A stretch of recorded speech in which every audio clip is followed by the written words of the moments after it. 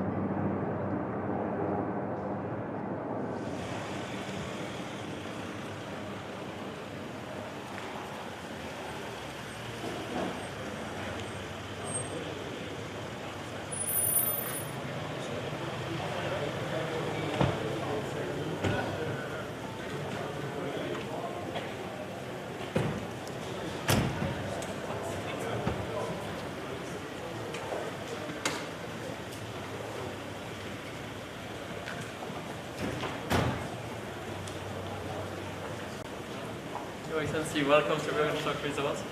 It's a pleasure having you here. Such a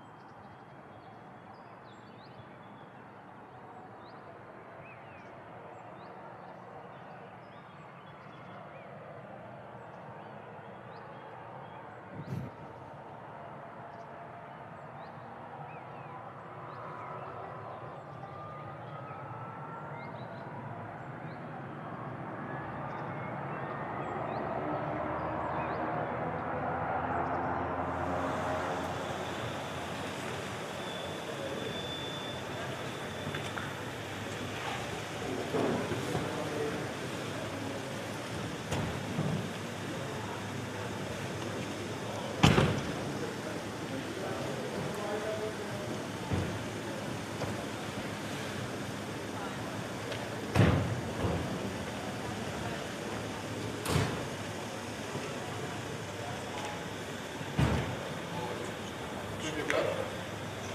Американского отсутствия.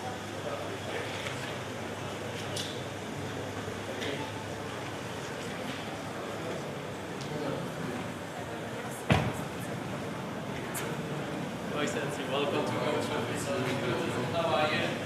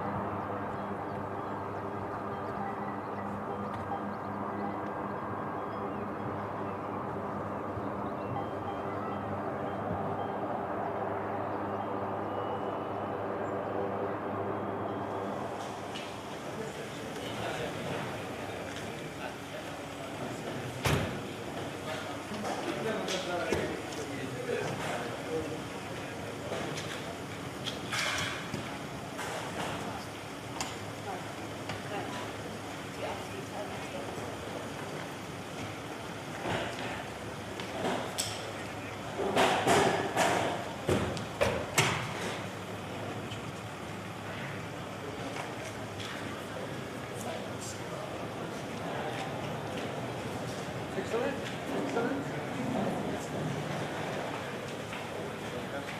very warm welcome.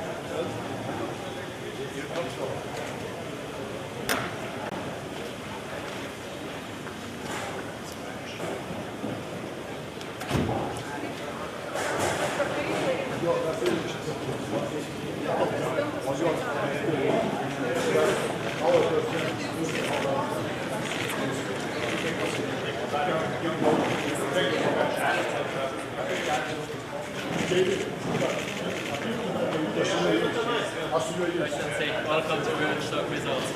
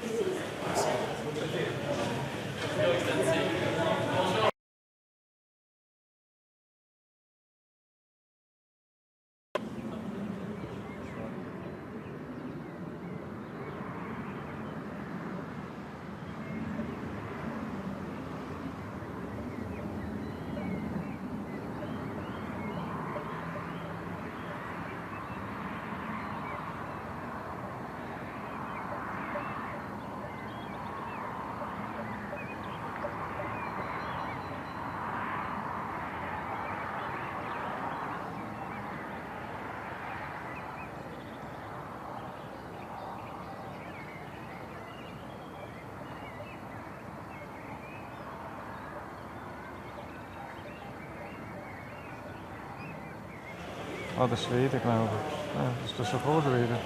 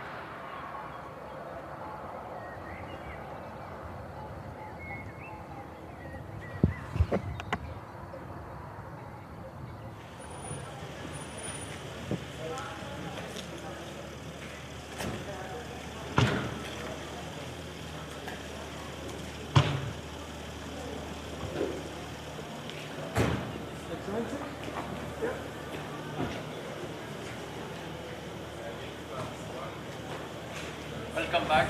Makes sense.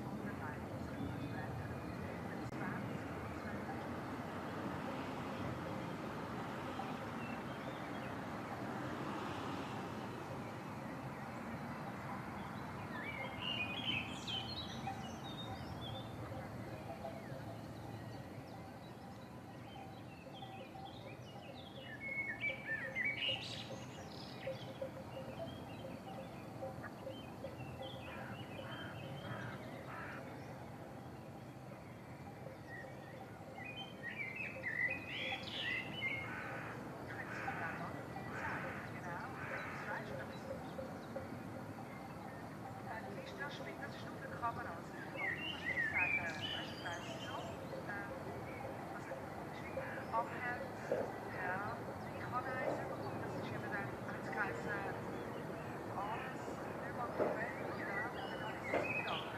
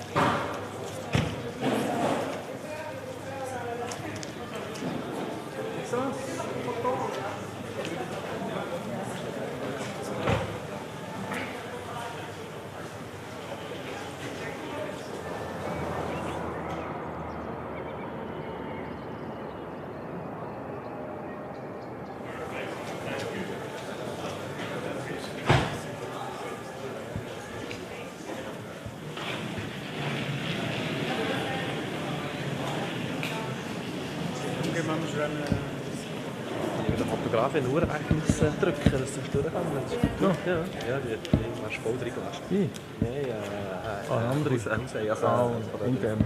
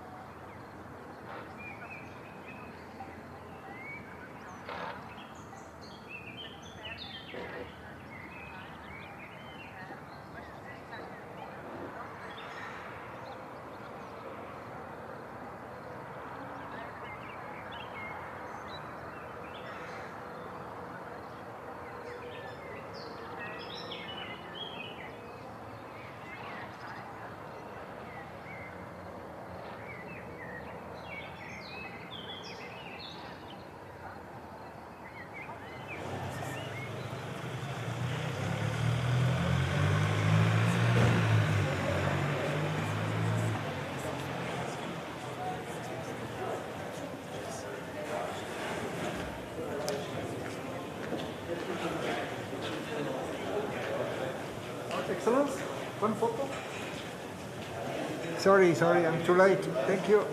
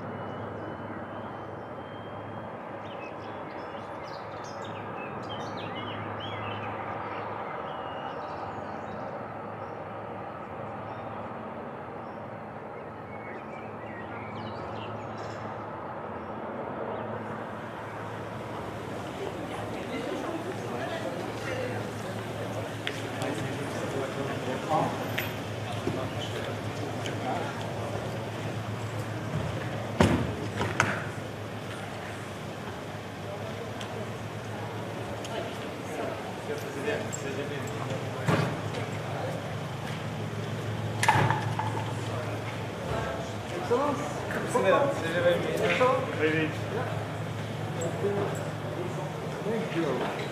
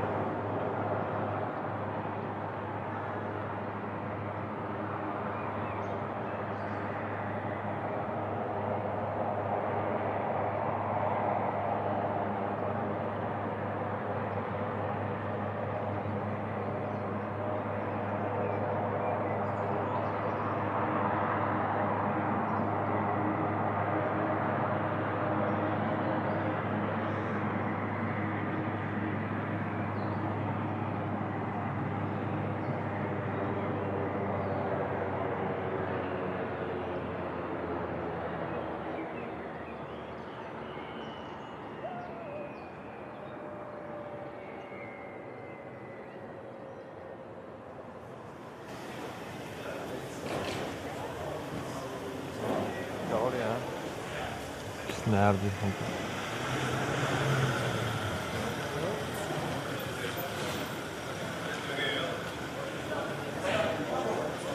Excellent, one photo.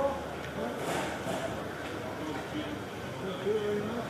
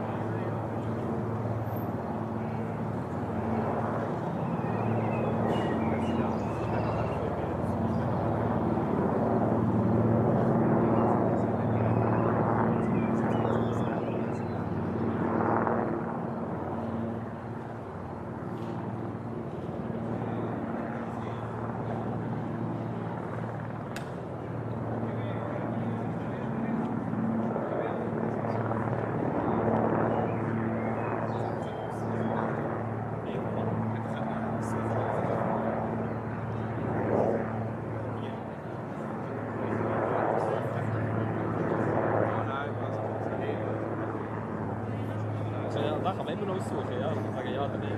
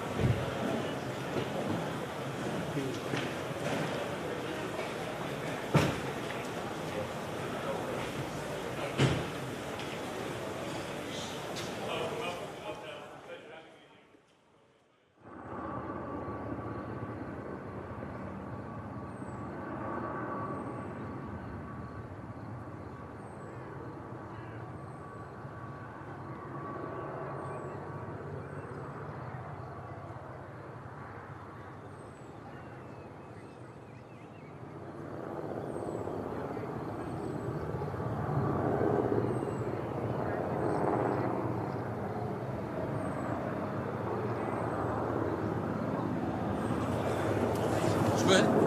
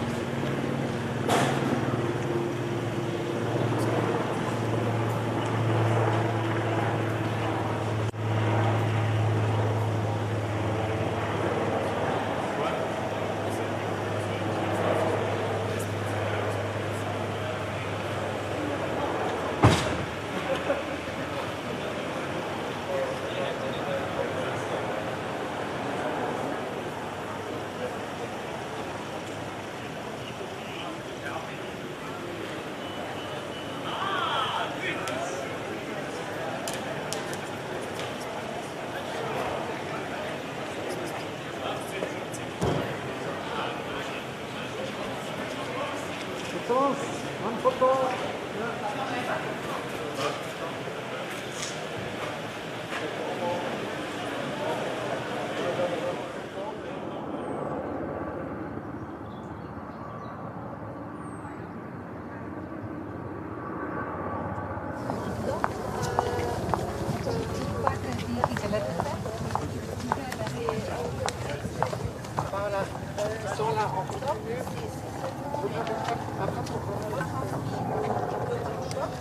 Je sais pas, il faut on va ça y aller, pas comme ça. À la fin, et on va le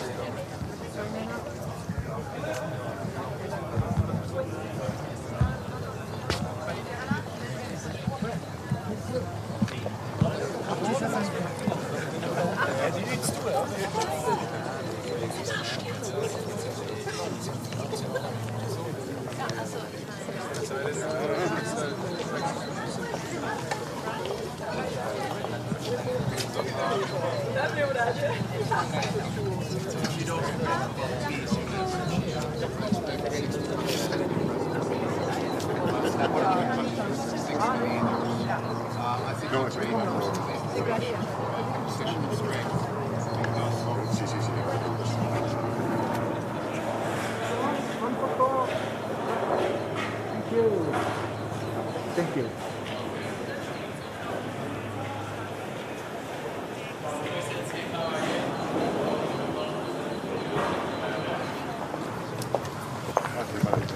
Sorry, mä nyt vähän. Mun mielestä näitä kannattaa käyttää. Hyvä. Se on hyvä.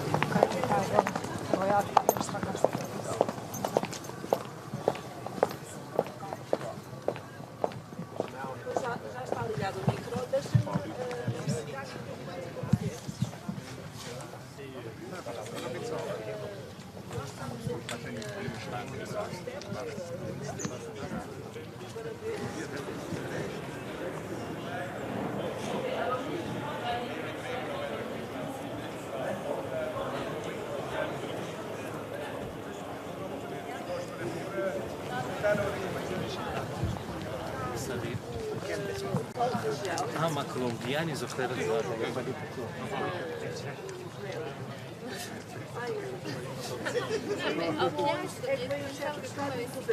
Claro, também vamos tentar gritar com o Marcelo.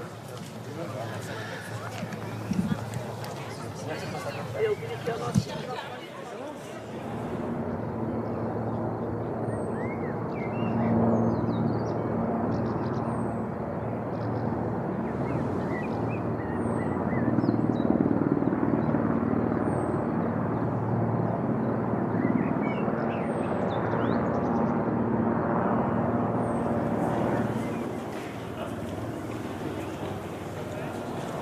Excellence, one photo.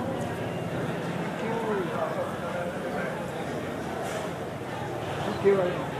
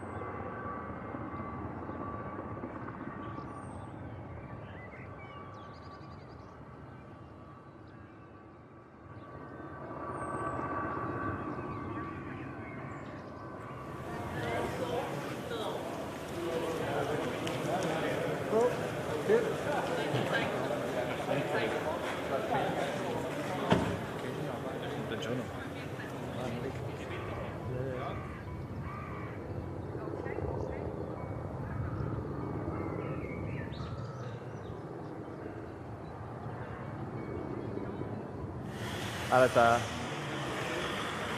Była taczka.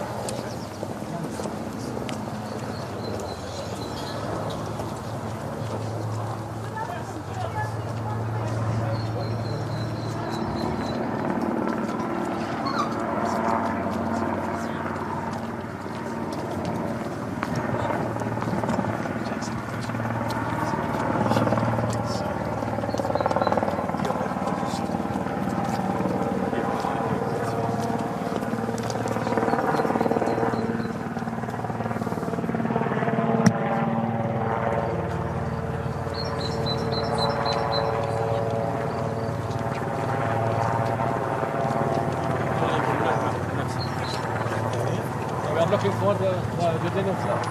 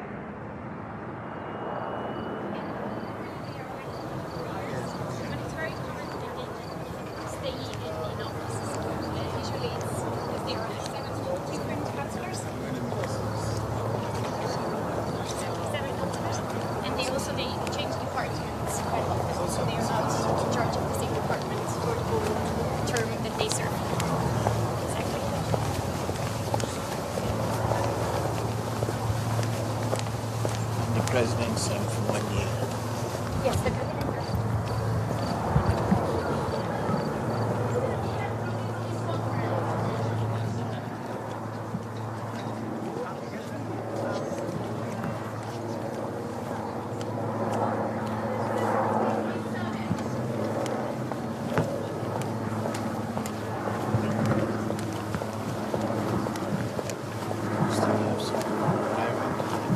Driving?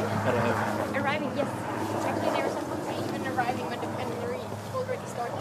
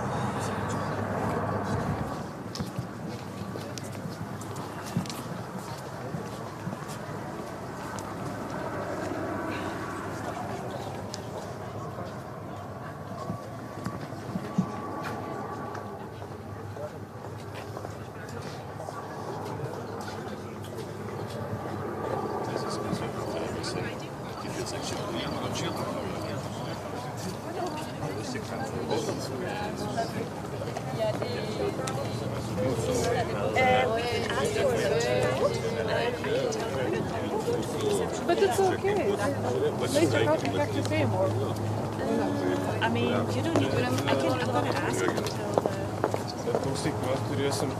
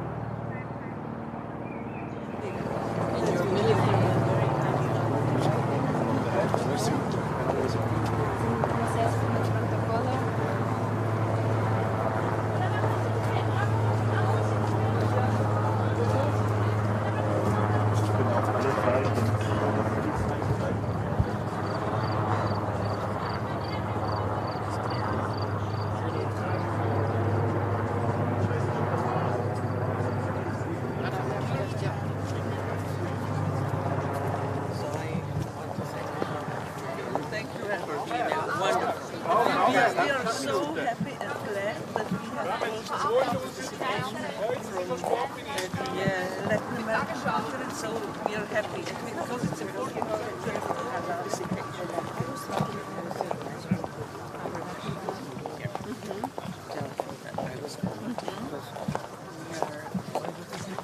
Like Brazil, not as radical. We want both parties to.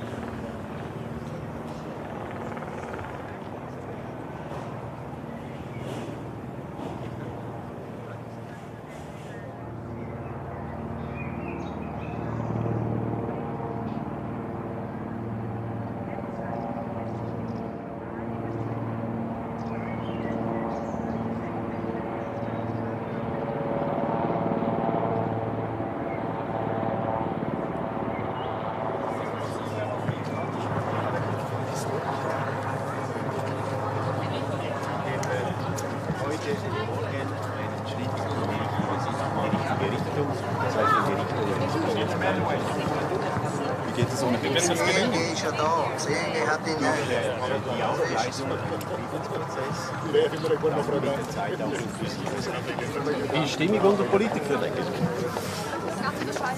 Signor Cassis per la televisione svizzera, quali sono le aspettative di questa conferenza? Di fare un primo passo verso un processo di pace che dia delle prospettive e che ci faccia immaginare qual è il successivo di passo. Cosa significa per la Svizzera questa conferenza? Un momento importante perché è la più grande conferenza sulla pace da quando è scoppiato il conflitto in Ucraina e significa poter far credere e dare la speranza agli ucraini ma a tutto il pianeta che anche questa guerra potrà finire. Grazie mille.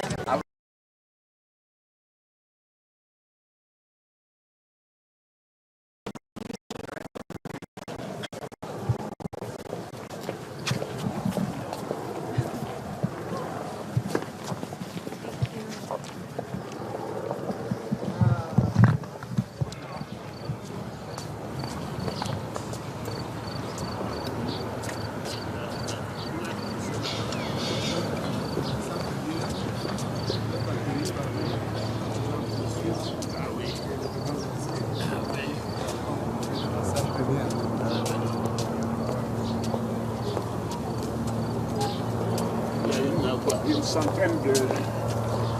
centaine de pays.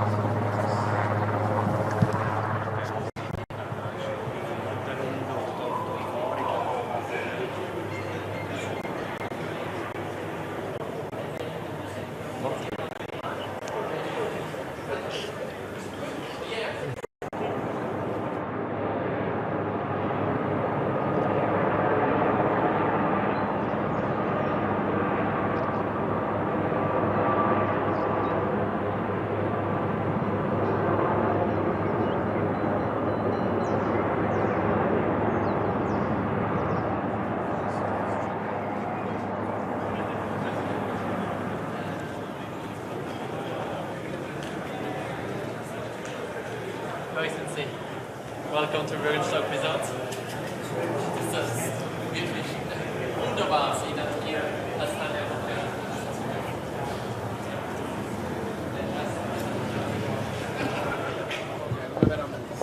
Okay, so. What are your expectations? My expectation is that we're taking the first steps towards peace. I think if you don't talk about peace, you can't achieve it. I'm very glad to see that there are about 60 heads of state government and about 100 countries present here. How can this summit write history? Writing history is probably a big word, but we need to start writing it. So if this gives us a manuscript for where history could take us in terms of peace, I think that's already good. How is the mood? I think mood is quite good. I mean, I'm glad. I'm a fairly new president, so I'm glad to see so many colleagues here as well. All right. How's the surroundings and this stock? Is it a realistic path to peace? En français? En français, ça va. Est-ce que c'est une charte réalistique pour La première phase. Je trouve que c'est très important de commencer à discuter. Mais si on ne discute pas, on va jamais lâcher.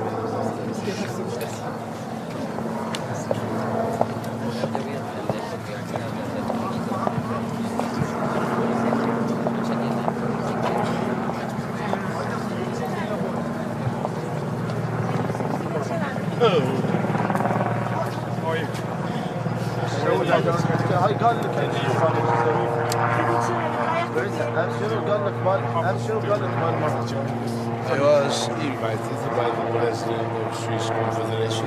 Yes. What is it? What is the role? What is your role? My role is to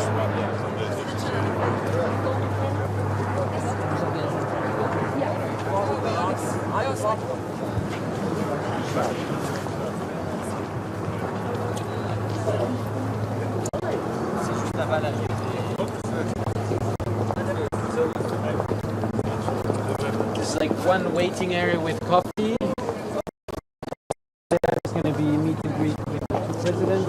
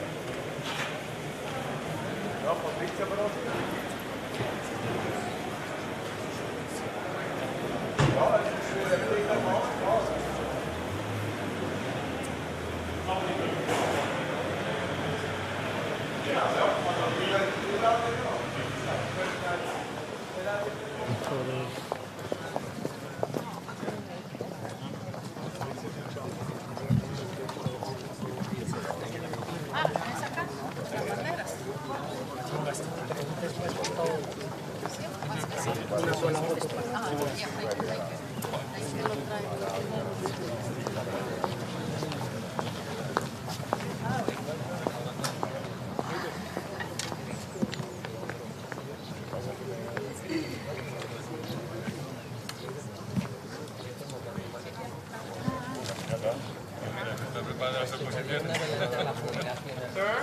Sir?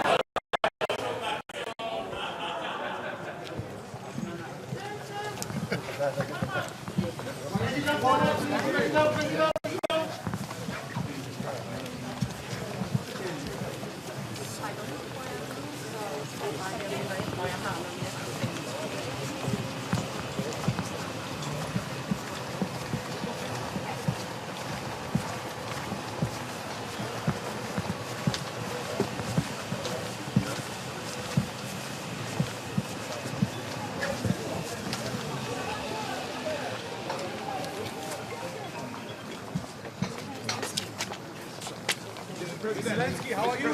Thank you so much. Mr. President, are you confident?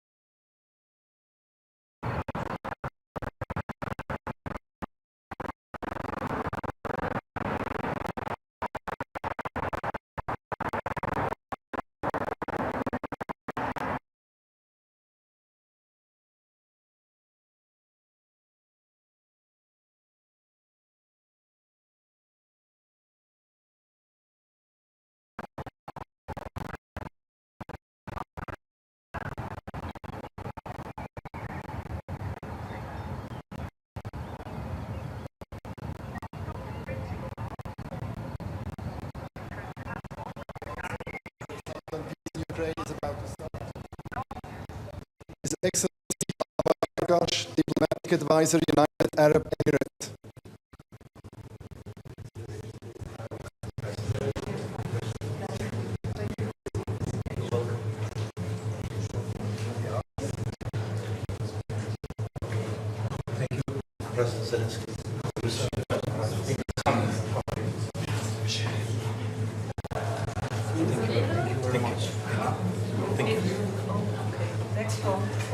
His Excellency Pawan Kapoor, Vice Minister of the Republic of India.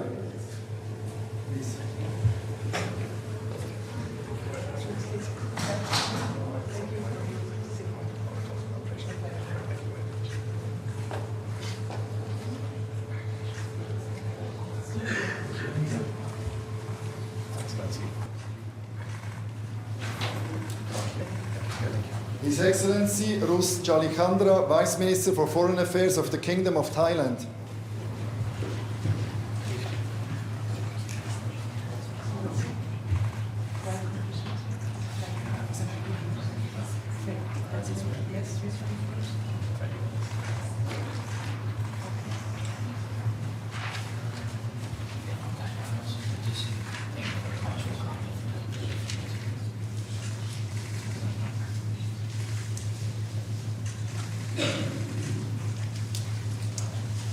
Her Excellency An Sim, Special Envoy of the Prime Minister of the Republic of Singapore.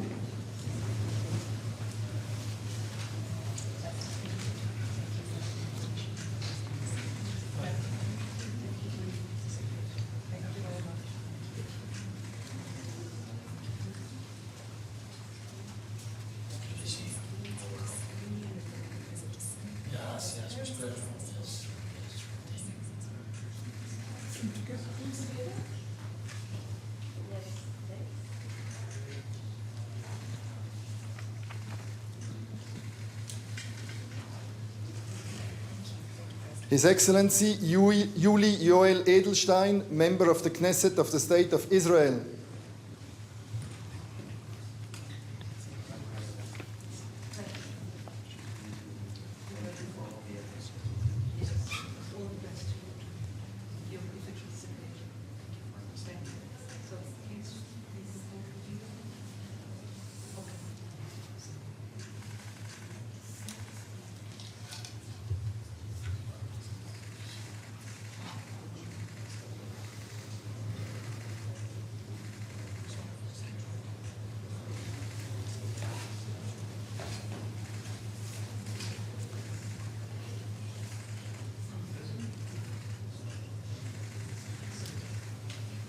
His Excellency Armen Grigorian, Secretary of the Security Council of the Republic of Armenia.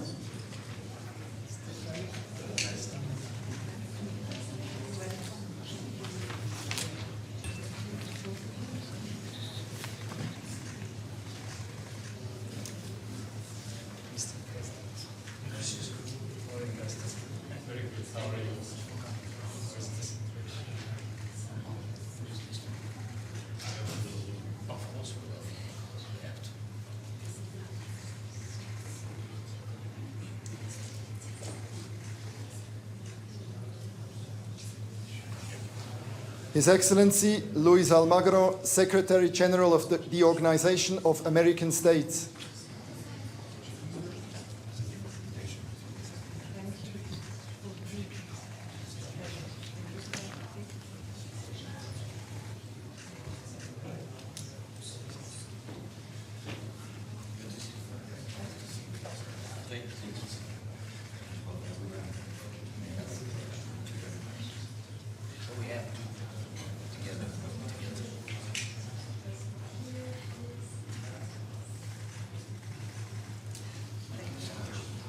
His Excellency Galvez Carlito, Minister of the Republic of the Philippines.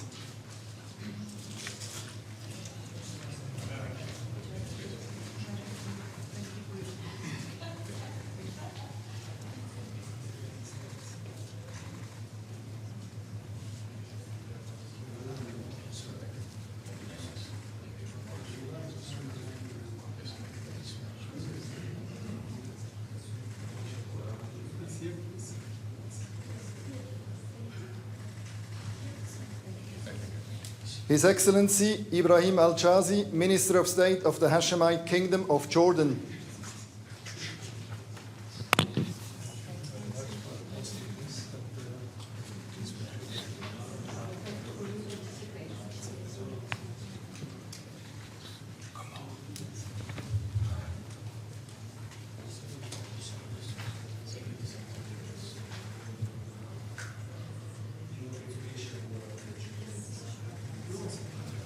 His Excellency Tohir Dulkamal, Minister of Foreign Affairs of the Union of the Comoros.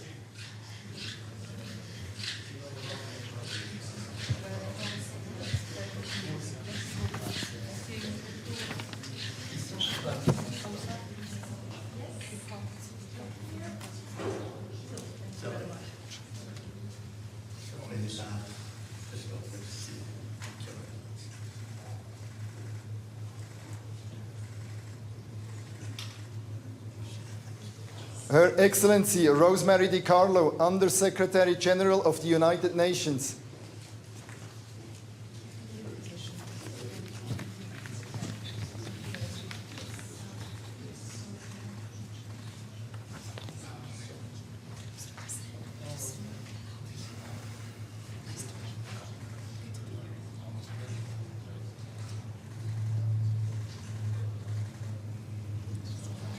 His Excellency Gareth Haddad do Espírito Santo Guadalupe, Minister of Foreign Affairs of the Democratic Republic of São Tomé and Príncipe.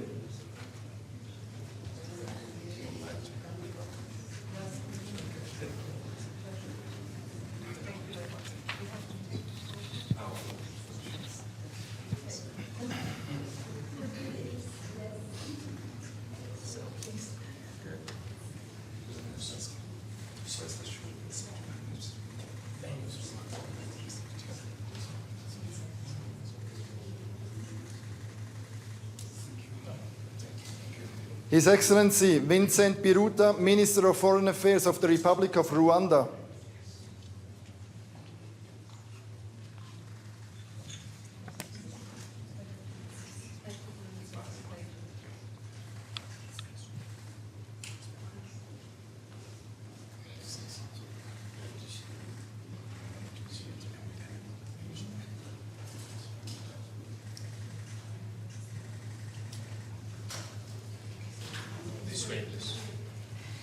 His Excellency Abdulatif Al-Zayani, Minister of Foreign Affairs of the Kingdom of Bahrain.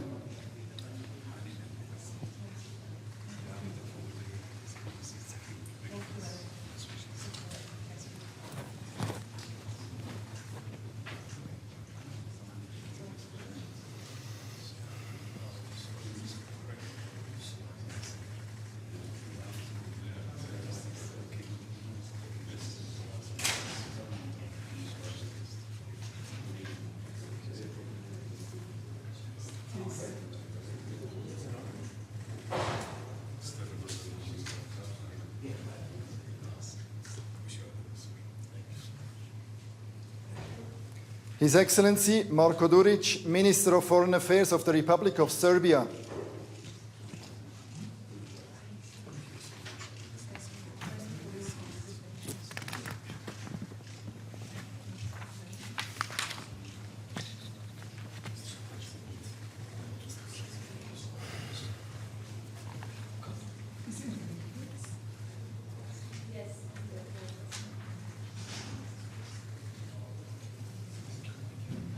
His Excellency Omar Paganini, Minister of Foreign Affairs of the Oriental Republic of Uruguay.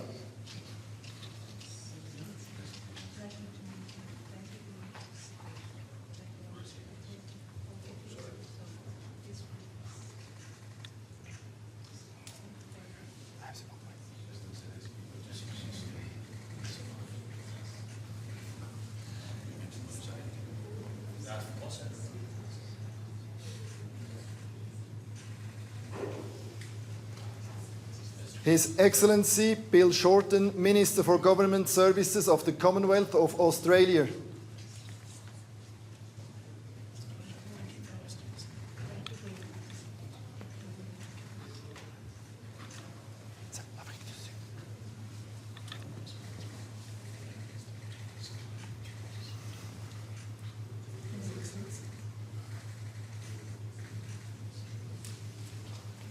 His Excellency Sidney Mufamadi, National Security Advisor of the Republic of South Africa.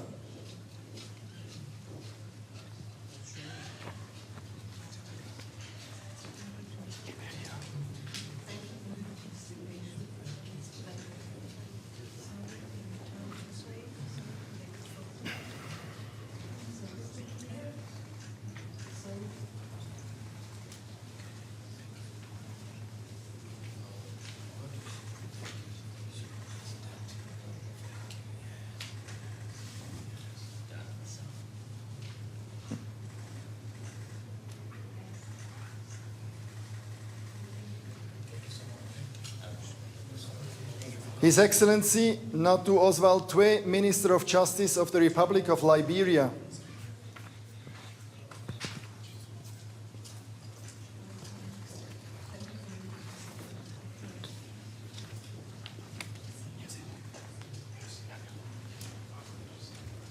We travel together, we know each other.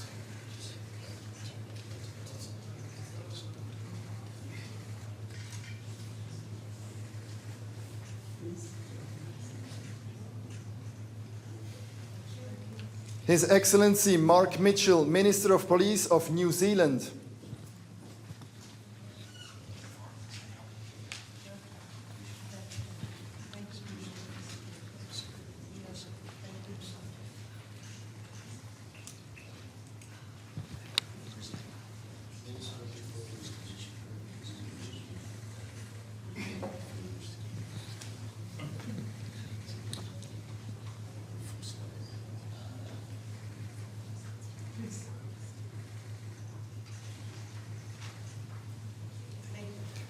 His Excellency Javier González Olaechea, Minister of Foreign Affairs of the Republic of Peru.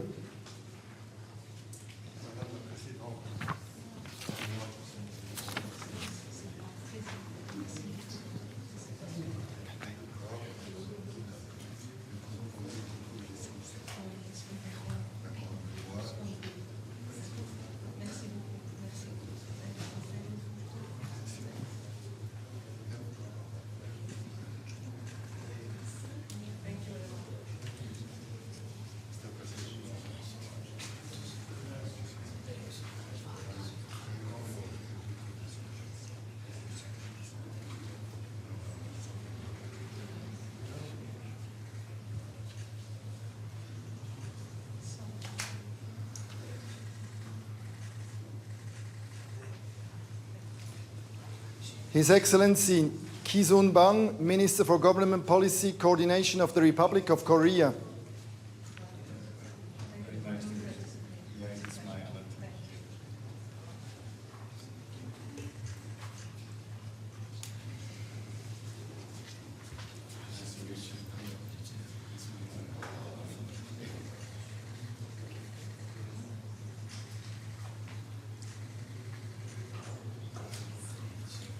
Her Excellency Luminita Odovescu, Minister of Foreign Affairs of Romania.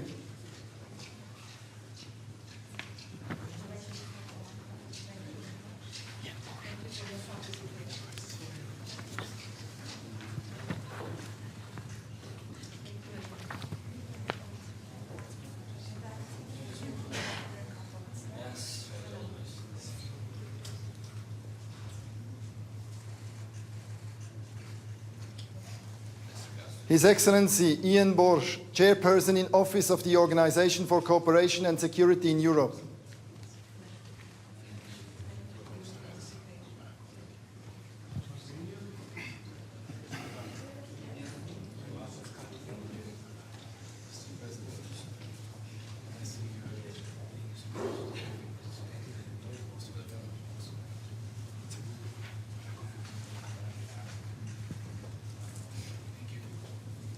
Her Excellency Isabel Berro Amadei, Minister of Foreign Affairs of the Principality of Monaco.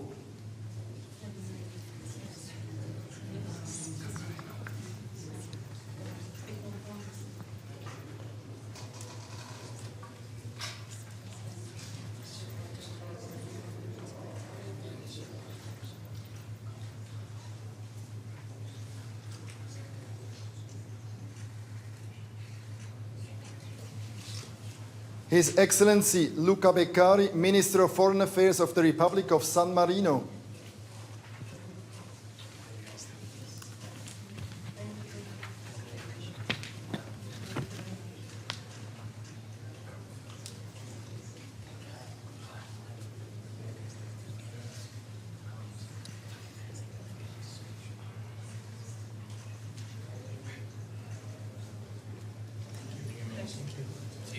His Excellency Cisse Ismailov, Minister of Information of the Republic of the Gambia.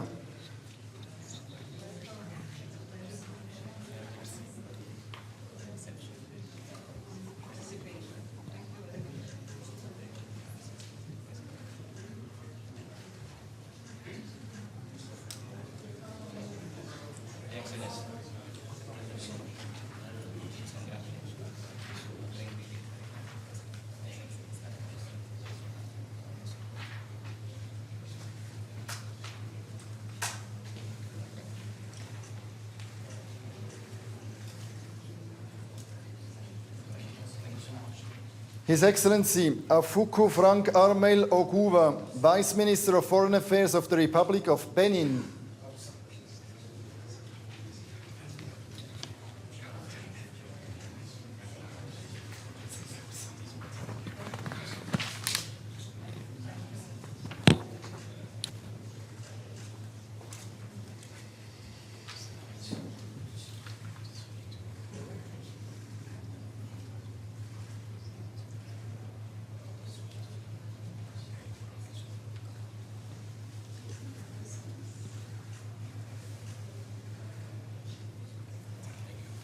His Excellency José Ulises Correa e Silva, Prime Minister of the Republic of Cabo Verde.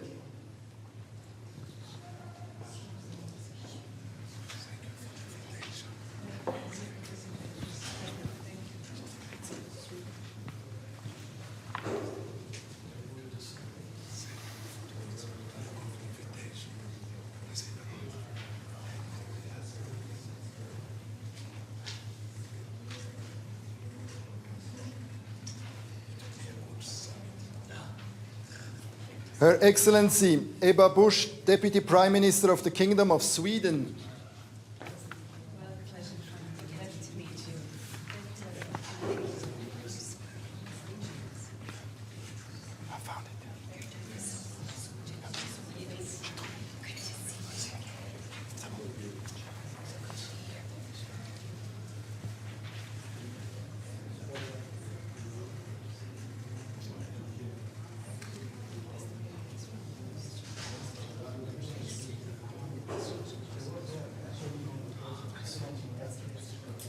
His Excellency Bjarni Benediktsson, Prime Minister of the Republic of Iceland.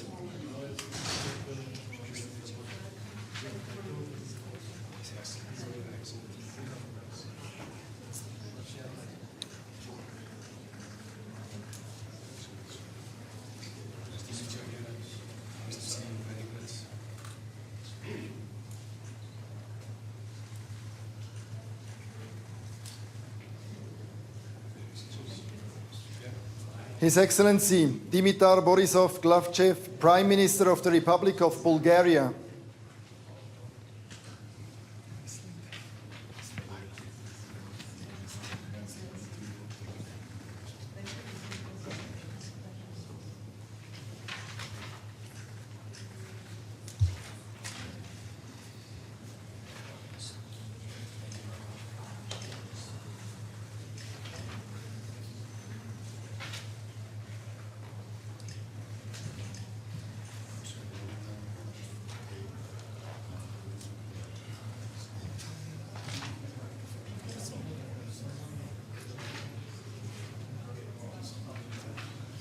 His Excellency Simon Harris, Prime Minister of Ireland.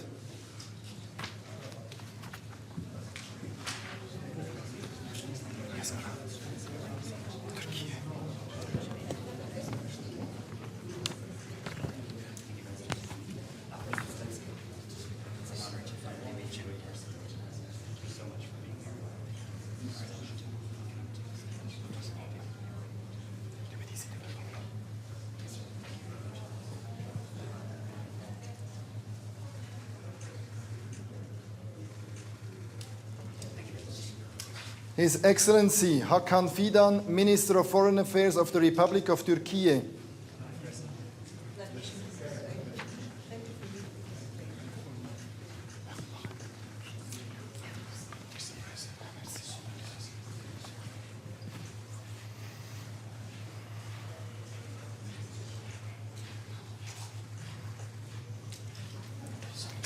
His Excellency Albert Ramchand Ramdin, Minister of Foreign Affairs of the Republic of Suriname.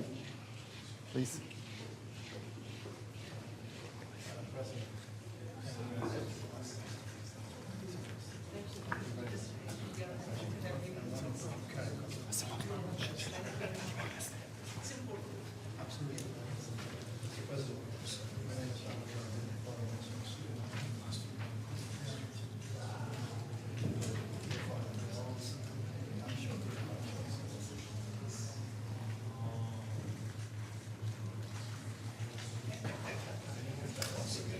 His Excellency Kairala Shanana Gusmao, Prime Minister of the Democratic Republic of Timor-Leste.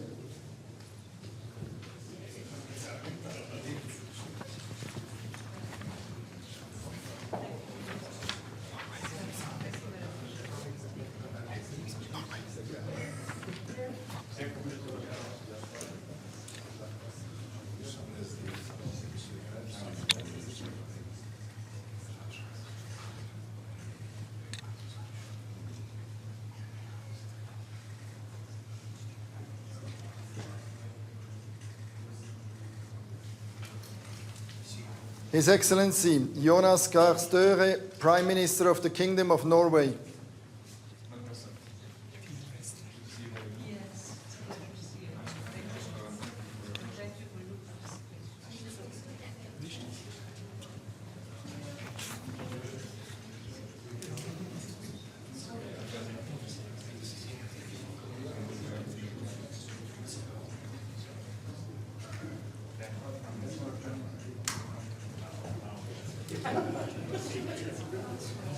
His Excellency Luc Frieden, Prime Minister of the Grand Duchy of Luxembourg.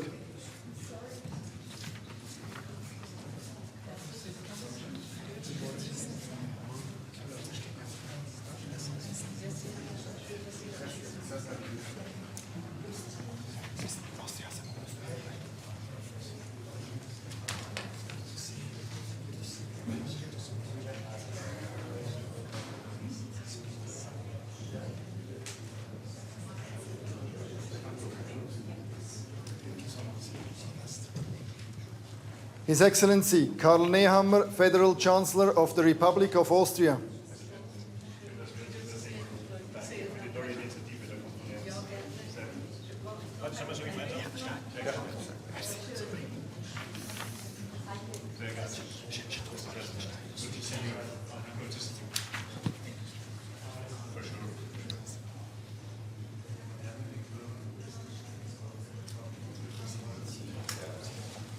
His Excellency Daniel Riesch, Prime Minister of the Principality of Liechtenstein.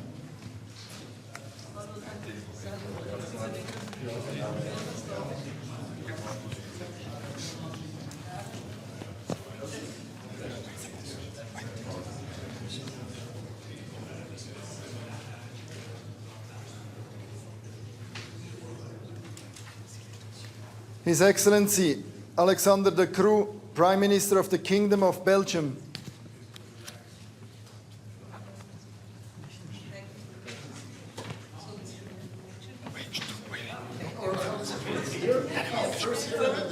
I should have paid attention. I'm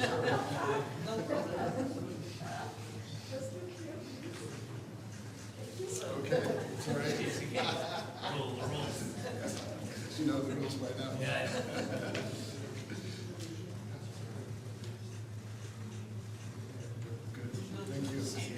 Her Excellency Mette Frederiksen, Prime Minister of the Kingdom of Denmark.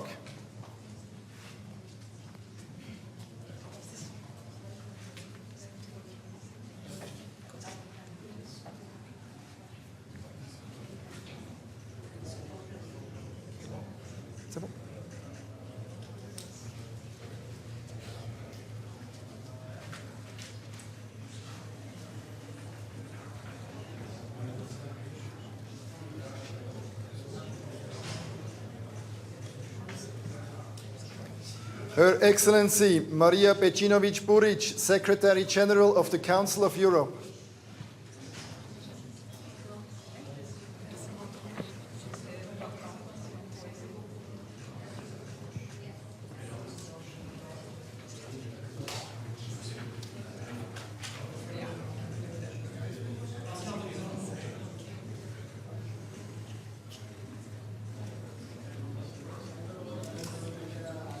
His Excellency Javier Espot Zamora, Head of Government of the Principality of Andorra.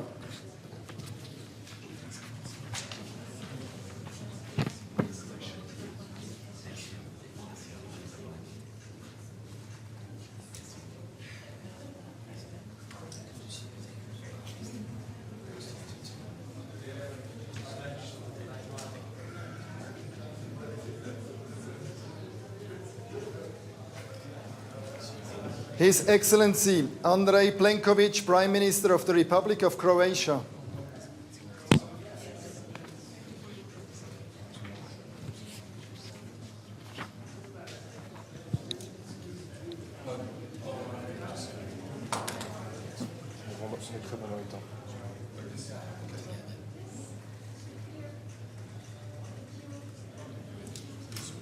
His Excellency Daniel Noboa, President of the Republic of Ecuador.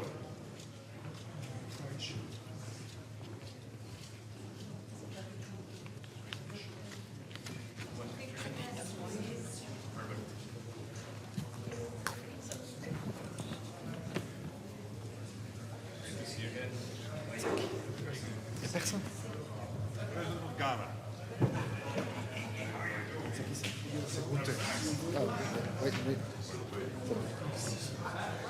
Oui, c'est bon.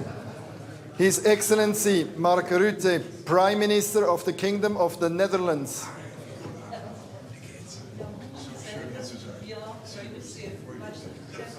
Il n'y a personne. Heads of State. C'est le prochain. Il faut dire à la présidente aussi. Yes, you have to be. Oh, I have to be. I will never learn. Thank you. See you. See you.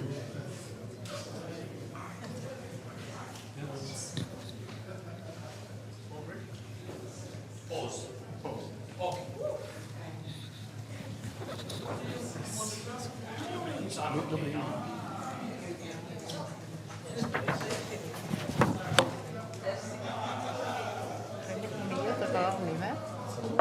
Okay.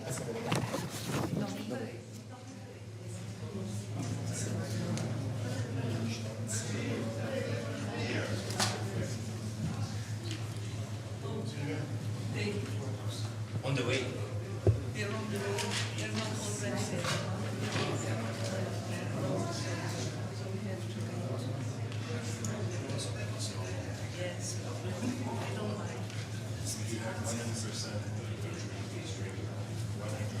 Super.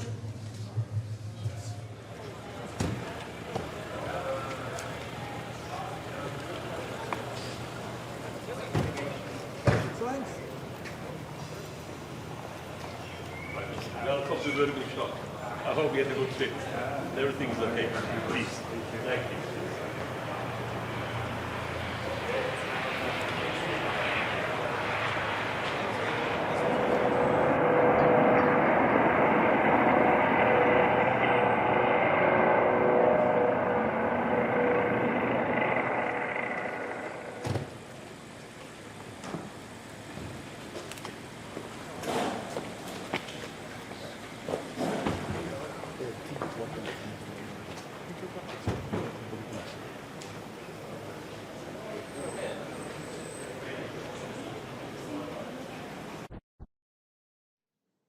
Republic of Chile.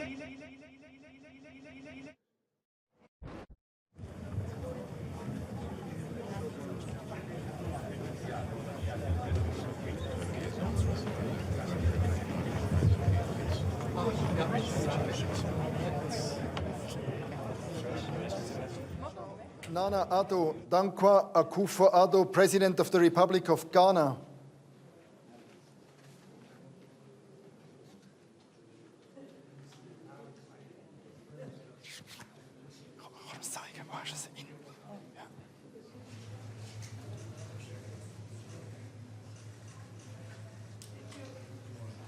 His Excellency Pietro Parolin, Secretary of State of the Holy See.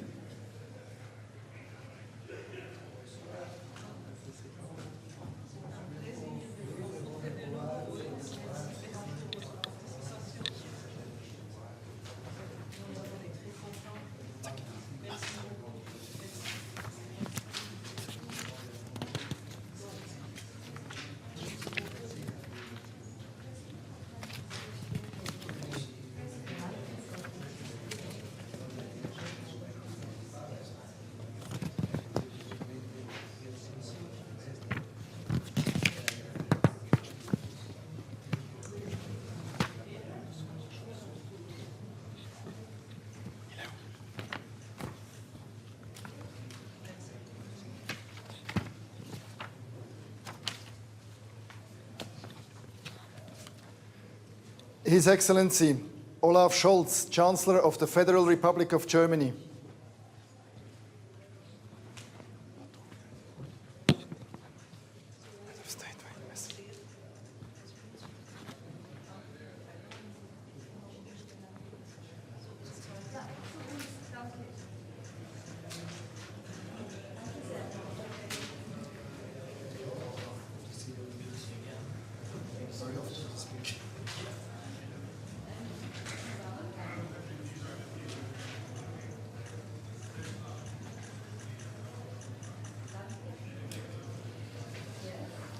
Her Excellency Miriam Spiteri de Bono, President of the Republic of Malta.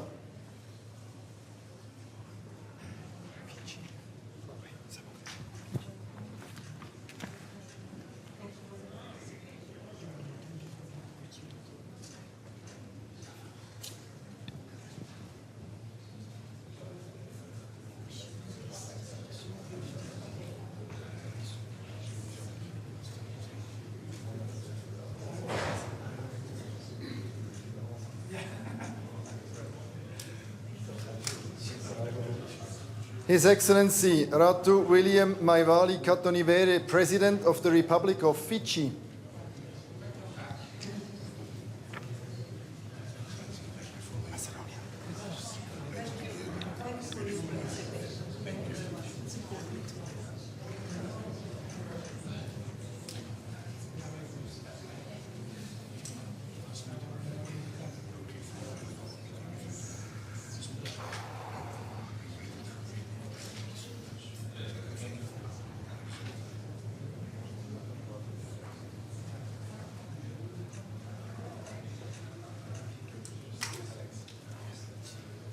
Her Excellency Gordana Siljanovska-Davkova, President of the Republic of North Macedonia.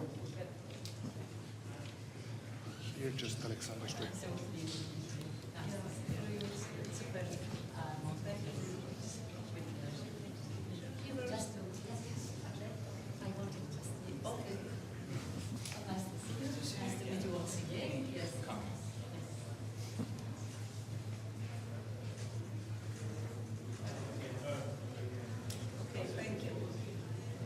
His Excellency Alexander Stubb, President of the Republic of Finland.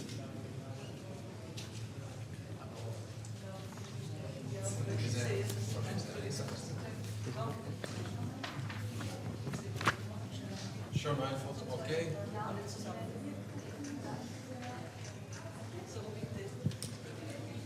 You go to the gym? You go to the gym? Yes, I have. Good. Thanks.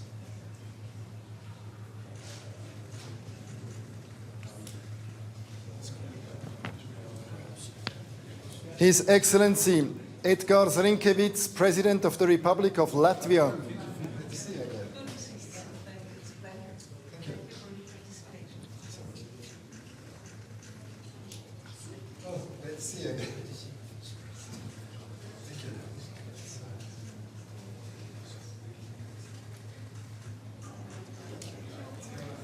His Excellency Jakov Milatovic, President of Montenegro.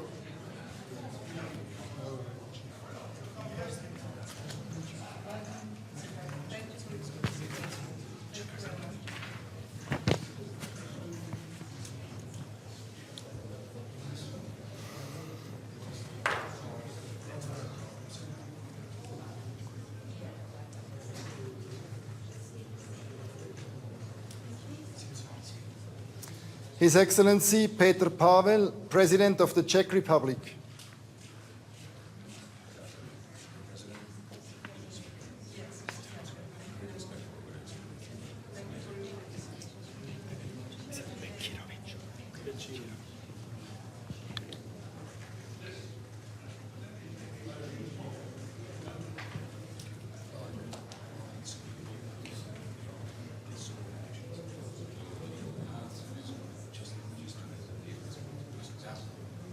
His Excellency Denis Bečirović, Chairman of the Presidency of Bosnia and Herzegovina.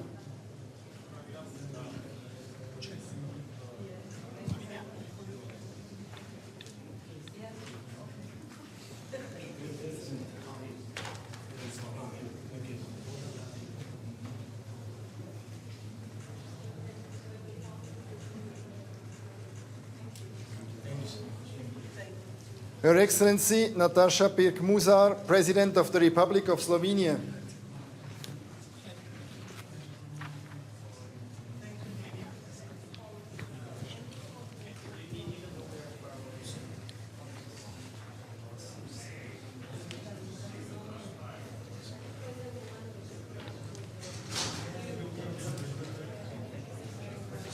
His Excellency William Ruto, President of the Republic of Kenya.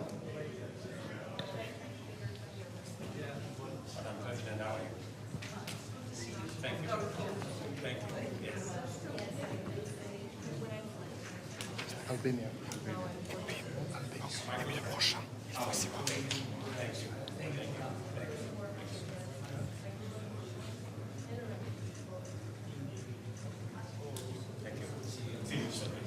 His Excellency Bayram Begay, President of the Republic of Albania.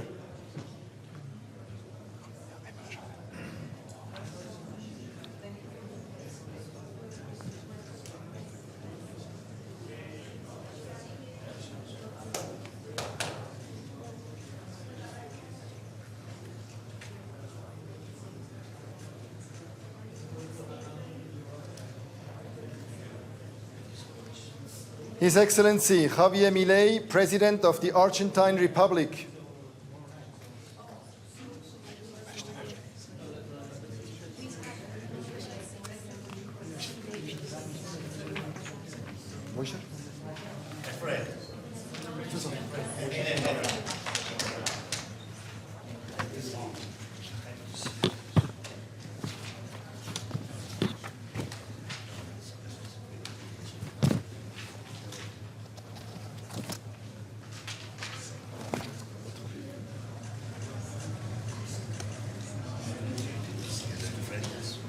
His Excellency Gabriel Boric Font, President of the Republic of Chile.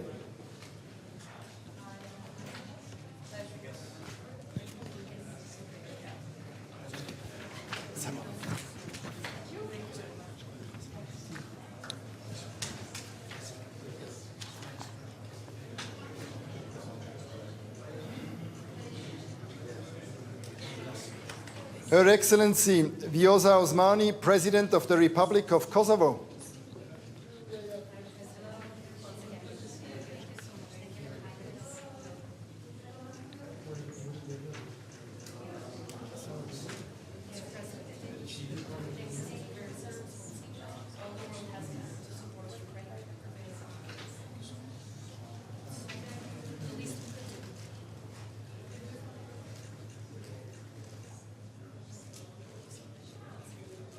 His Excellency Mohamed Menfi, President of the State of Libya.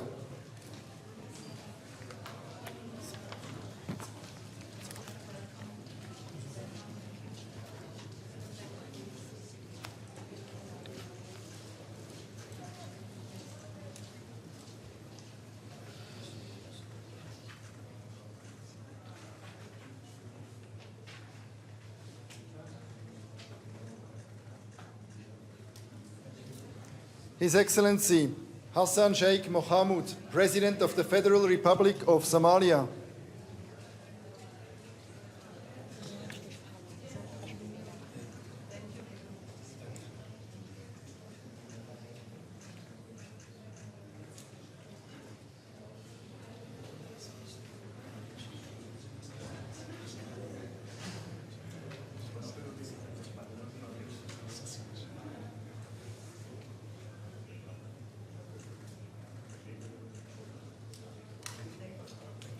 His Excellency Sir Angel Samuel Whipps, President of the Republic of Palau.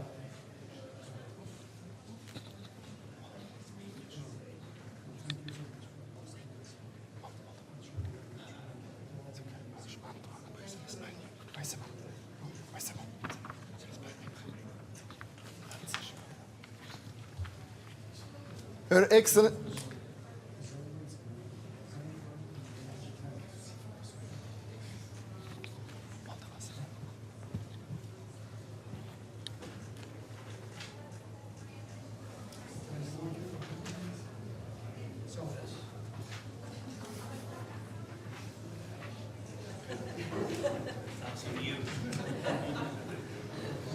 Her Excellency Maya Sandu, President of the Republic of Moldova.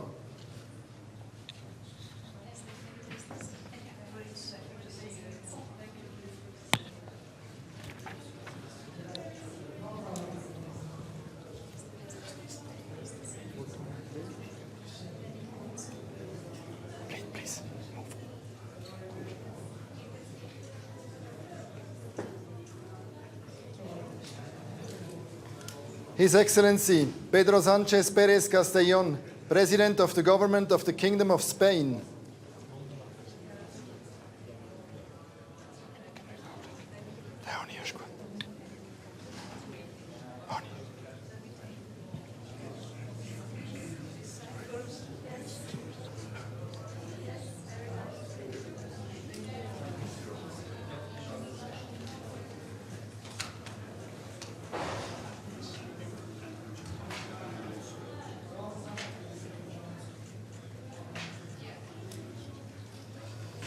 His Excellency Luis Rodolfo Abinader Corona, President of the Dominican Republic.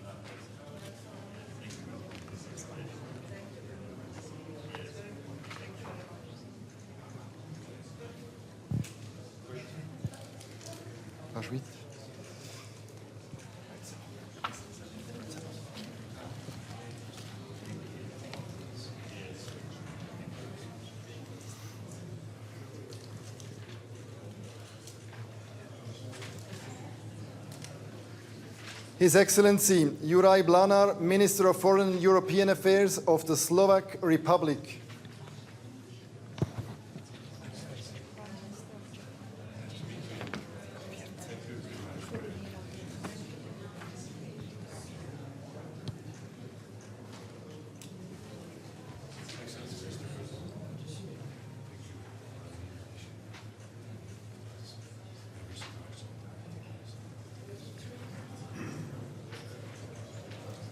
His Excellency Fumio Kishida, Prime Minister of Japan.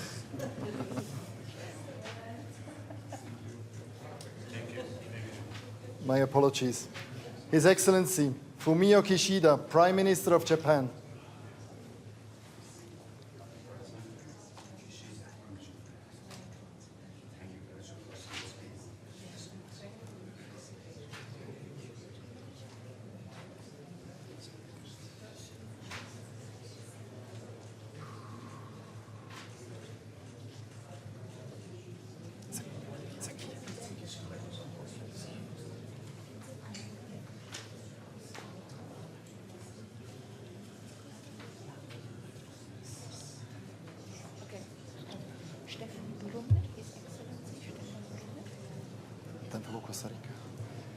His Excellency Stefan Brunner, Vice President of the Republic of Costa Rica.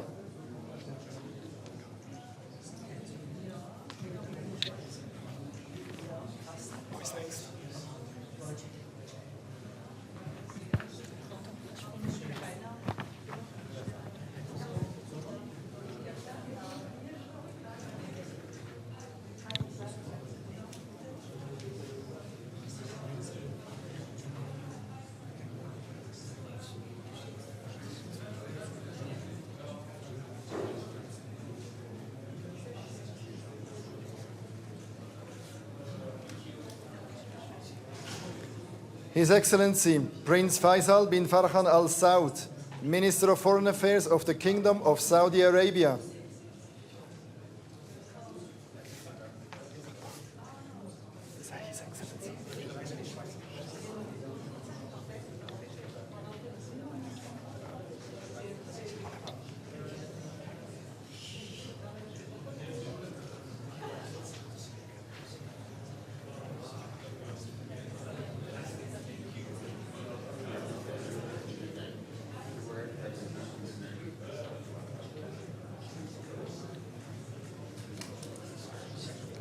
His Excellency Sheikh Mohammed bin Abdulrahman Al Thani, Prime Minister of the State of Qatar.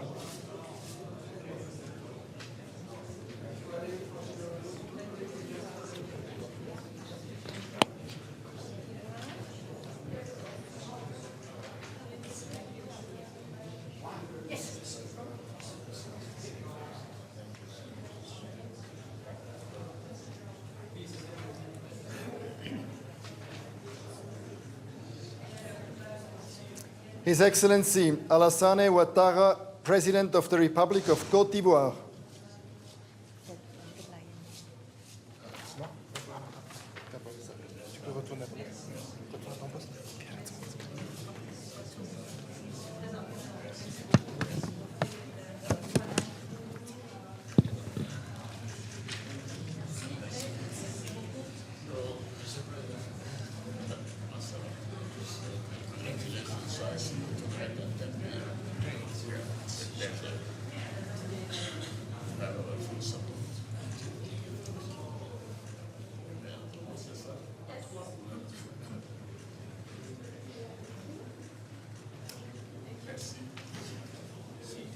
His Excellency Gitanas Nausėda, President of the Republic of Lithuania.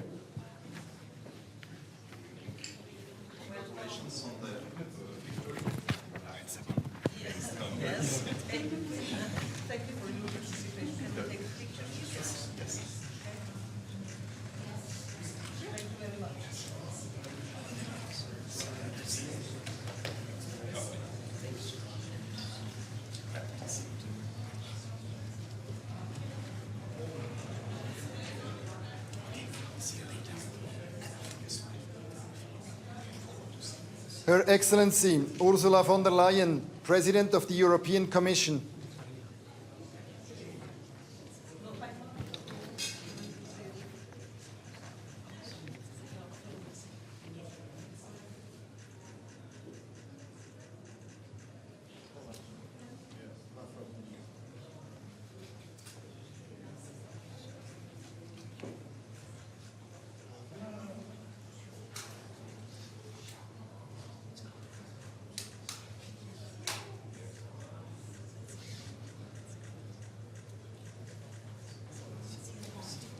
His Excellency Charles Michel, President of the European Council.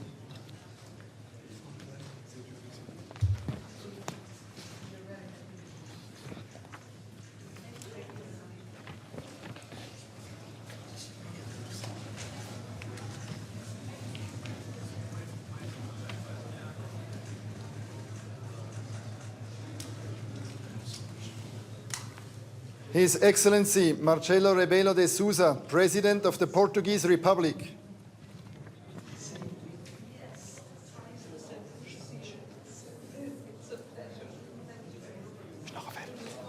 Nachher ist fertig.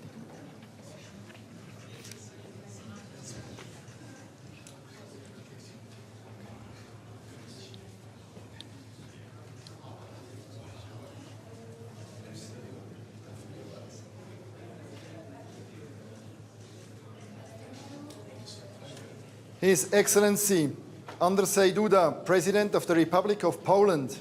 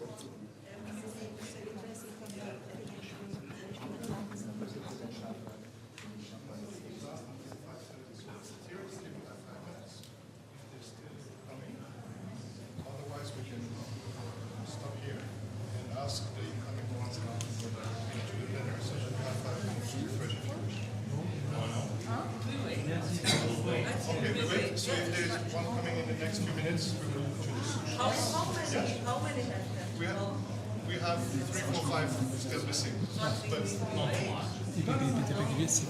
So you prefer to wait a few minutes? Yes. Would you like some water? I'm with manager. You can stay here. Okay. Okay. Okay.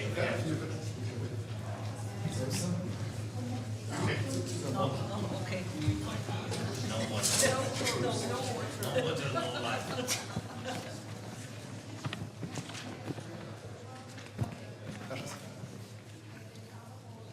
His Excellency Rishi Sunak, Prime Minister of the United Kingdom.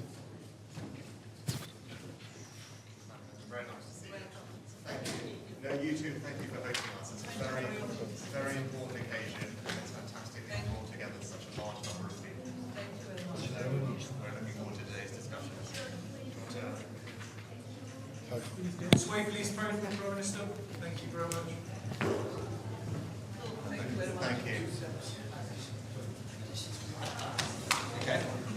Yeah. Yeah, it's all good. Yeah, of course.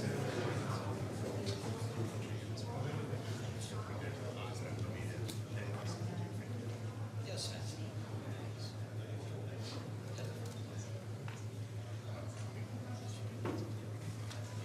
See, I'll see you inside. Yeah, oh gosh, sorry. Yeah, This way, please. This way, please. You've lost weight, Mr. Lizetz. You've lost weight. You look good on it. Okay. Oh, yes, all of us. Thank you. Perfect. His Excellency Justin Trudeau, Prime Minister of Canada.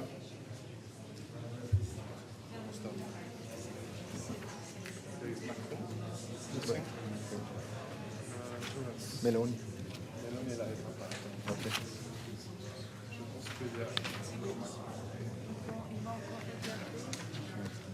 Sinon.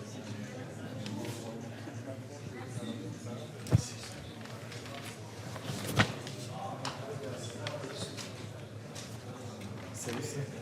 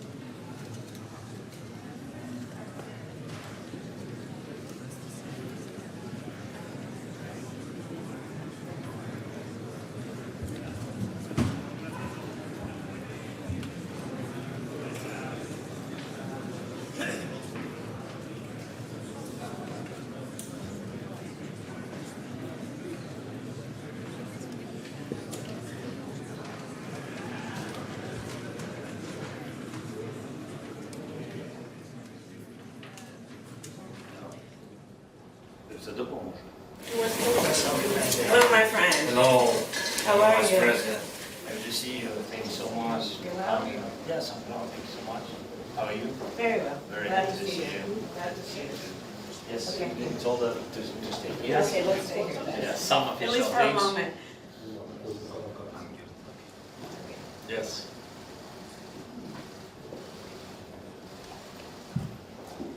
Okay, good. Let's see.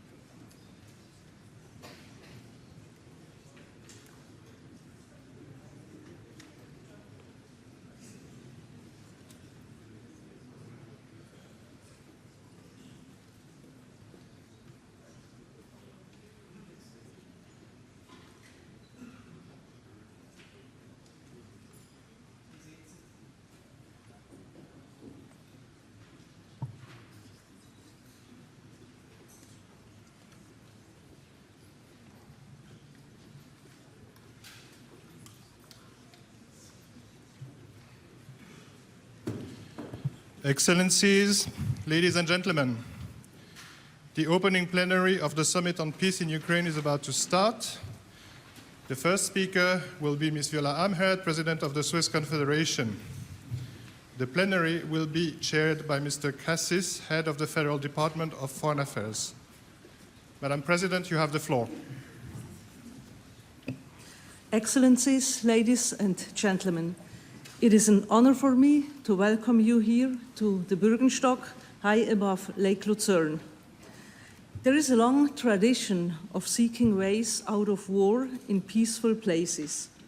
The Bürgenstock is that kind of place.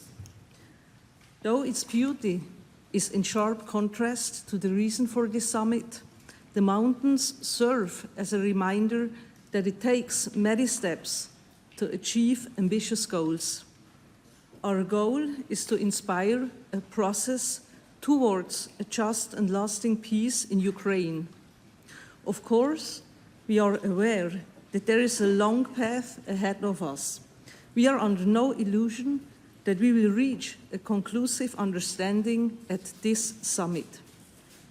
But we can come closer to reaching such an understanding word by word, proposal by proposal, step by step. Excellencies, ladies and gentlemen, the past 28 months have made it clear that the war in Ukraine has far-reaching repercussions for international order, for those in the areas directly affected by the hostilities, and for the lives of millions of people around the world. We all have an existential interest in ensuring that international relations are based on rules and on respect for international law and human rights. Switzerland is a partner for peace and dialogue. As a neutral country, we look back on a long tradition of solidarity and good offices. The harmonious coexistence of nations isn't just a noble objective. Striving for a just and peaceful international order is a commitment set out in our Constitution. To fulfill this responsibility and honor our tradition, my government accepted President Zelensky's request to host this summit. Our aim is to launch a broadly supported process where voices from all corners of the globe can discuss their ideas and points of view. The fact that you have accepted our invitation and that your nations, as well as international organizations, have sent such high-level delegations proves that this approach was right.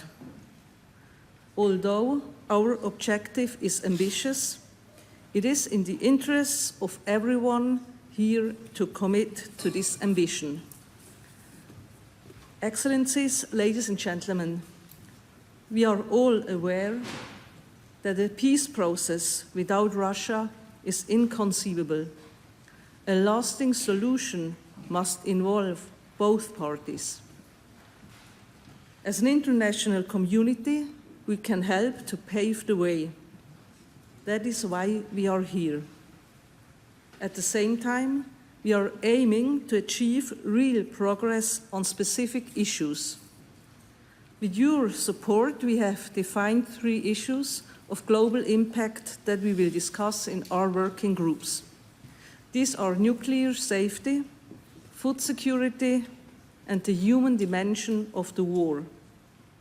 Our most important goals for this weekend are to inspire a process leading to a framework for a comprehensive, just, and lasting peace for Ukraine based on international law and the UN Charter. To develop a common understanding on how to take concrete steps towards such a framework. And we want to discuss how and under what conditions Russia can be included in this process. It is essential that so many of us use this summit to express our support for a peaceful process, for a process beyond any armed hostilities. Over the past few months, you have actively and with the utmost commitment helped plan and prepare for this summit. I wish to thank you most sincerely for your help. Excellencies, ladies and gentlemen, finding a path to peace requires perseverance and will. It requires effort on all sides. We can only achieve the ambitious goal of this summit if we pool our strength and come together, even in areas where our positions differ. Here on the Bürgenstock, we will all be making that first crucial step. It is up to us to make sure it is followed by a second. Thank you very much.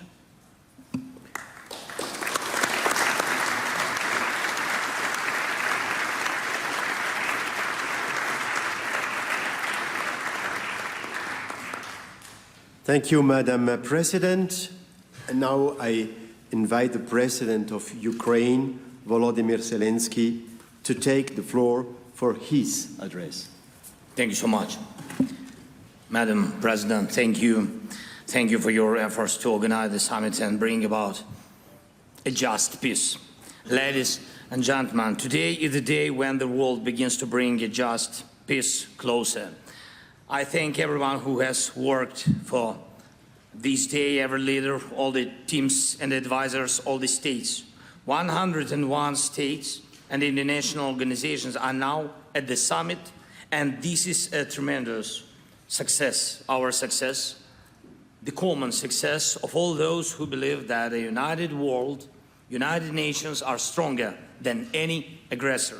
Distinguished leaders and representatives of states and international organizations, everyone who is here today for the sake of a just peace. I'm pleased to welcome everyone to the first Peace Summit, which can be the first step towards a just end to the war of Russia against Ukraine. And when we end it justly and fairly for Ukraine on the basis of international law, then every nation in the world will be able to count on the same justice and fairness, on the same effectiveness of the UN Charter with regard to its rights. And then these words will once again have their full power. We, the peoples of the United Nations, determined to save succeeding generations from the scourge of war, which twice in our lifetime has brought untold sorrow to mankind, and to reaffirm faith in fundamental human rights, in the dignity and worth of the human person, in the equal rights of men and women, and so important of nations, large and small, and to establish conditions under which justice and respect for the obligations arising from treaties and other sources of international law can be maintained. These are the first words of the UN Charter, but they are also the words that describe the essence of the peace formula, which became the basis of the Peace Summit and encouraged all parts of the world and different nations with equal respect to participate in our joint work. The Peace Summit. Our unity here proves that the very idea of international law remains alive and effective. Your presence here proves that the UN Charter and the basic conventions are not a formality, but the real foundations of coexistence among peoples. Our principles are clear. No one had the right to wage a war of aggression against a neighbor and undermine one of the basic principles of the UN Charter, the territorial integrity of states. No one had the right to threaten the world with nuclear weapons. No one had the right to undermine food, energy, or any other security of the world and its regions. No one had the right to kidnap the children of another nation. No one had the right to undermine peace. We are able to ensure the effectiveness of such principles. These are globally important principles. And I am grateful to you, distinguished leaders and representatives of states and international organizations, for proving that the world may not fall into total war anymore. The war Russia unfortunately brought to us, to Ukraine, to our homes, to Ukrainian cities, our villages, and hundreds of them were unfortunately completely burned by the Russian bombs, artillery, and missiles. Putin has taken the lives of thousands of our people. Why? Because he wants to take over a neighboring country. I do not wish this to anyone. I sincerely wish that all of you, all the peoples of the world, every child, every family could simply live without war. And I want this for all Ukrainians. Ukraine had the right to peace, just like all of you. Ladies and gentlemen, we must stop this war based on the UN Charter, respect for international law, the just interests of the Ukrainian people, and the idea of the undeniable value of human life, not war. Now we will focus on 3 points, like Madam President said, on what is useful to everyone in the world, without exception. The first point is radiation and nuclear safety. The second is food security. The third is the release of prisoners and deportees, adults and children, military and civilians whose lives have been broken by war. We will focus on 3 initial points of the peace formula, and in the process of working on them, we can reach an agreement and create an action plan for each point of the formula. Therefore, this inaugural Peace Summit includes 3 panels where each participating country can show its leadership. The peace formula is inclusive, and we are happy to hear and work on all proposals, all ideas, what is really needed for peace and what is important to you, dear friends. I urge all of you to be as active as possible, and I'm proud that all parts of the world, all continents are now represented at the Peace Summit. We have managed to avoid one of the most terrible things, namely the division of the world into opposing blocks. Here, there are representatives from Latin America, Africa, Europe, Middle East, and Asia, the Pacific, North America, and religious leaders. 101 participants, and no one had the privilege of deciding for another. This is true multipolarity, when each political pole of the earth is represented and has its own influence in solving a globally important issue.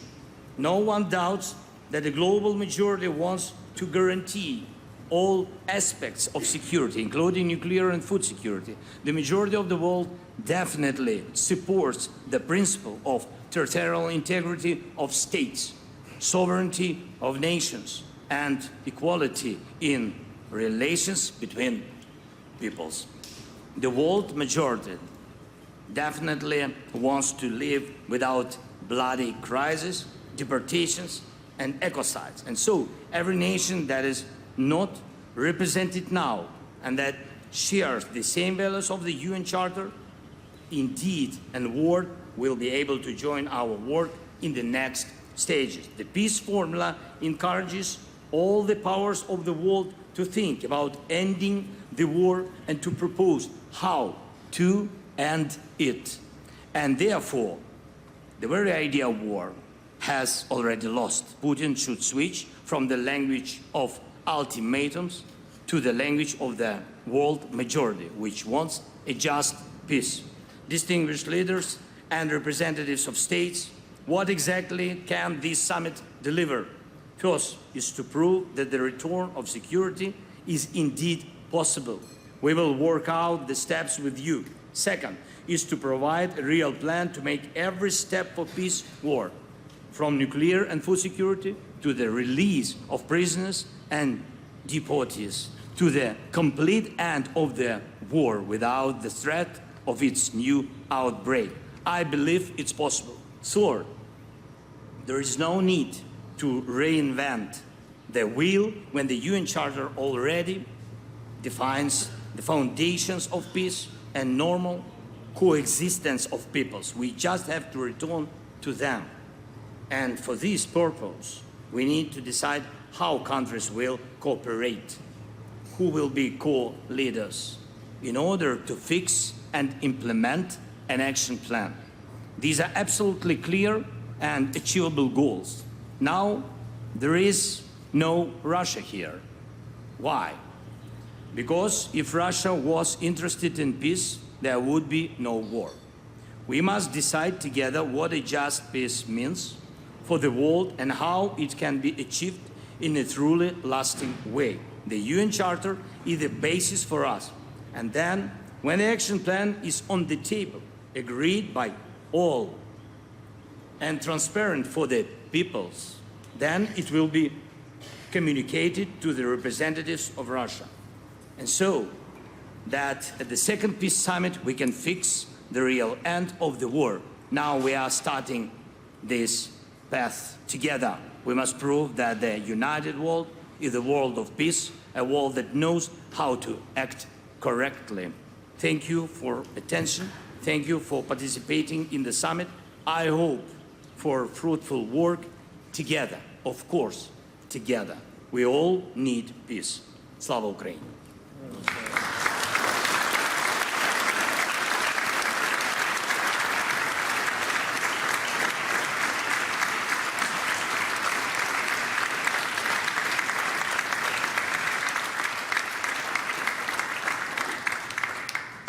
Thank you, Mr. President. Now I'm pleased to hand over the floor to the Vice President of the United States of America, Kamala Harris. Thank you. Thank you, President Amherd and President Zelensky, for hosting this summit. It is my honor to be here with all of the leaders today. I first met President Zelensky in February of 2022, just 5 days before Russia invaded Ukraine. An outrageous attempt to subjugate a free people and an attempt to wipe a sovereign state off the map. On that same day, I addressed the Munich Security Conference and made clear that the United States of America is a steadfast supporter of the principles that people have a right to choose their own form of government. Nations have a right to choose their own alliances. There are inalienable rights governments must protect. The rule of law must be cherished. Sovereignty and territorial integrity of all states must be respected. And national borders should not be changed by force. And nearly 2.5 years later, I am here to reaffirm the commitment of the United States to these principles and our unwavering commitment to support the people of Ukraine as they defend themselves against Russia's brutal aggression. As I discussed with President Zelensky earlier today, President Biden and I have made clear over the past 3 years, we are committed to uphold international rules and norms, to defend democratic values and stand up to dictators, and to stand with our allies and partners. This approach has provided for our security and prosperity for generations, and it continues to do so today. This approach makes America strong, and it keeps Americans safe. And this approach bolsters global stability. Russia's aggression is not only an attack on the lives and the freedom of the people of Ukraine. It is not only an attack on global food security and energy supplies. Russia's aggression is also an attack on international rules and norms and the principles embodied in the UN Charter. Russia is a permanent member of the United Nations Security Council. Nevertheless, for nearly 2.5 years, it has shamelessly violated the core tenets of that charter. If the world fails to respond when an aggressor invades its neighbor, other aggressors will undoubtedly become emboldened. It leads to the potential of a war of conquest and chaos, not order and stability, which threatens all nations. President Joe Biden and I will continue to support Ukraine and continue to impose costs on Russia. And we will continue to work toward a just and lasting peace based on the principles of the United Nations Charter and the will of the people of Ukraine.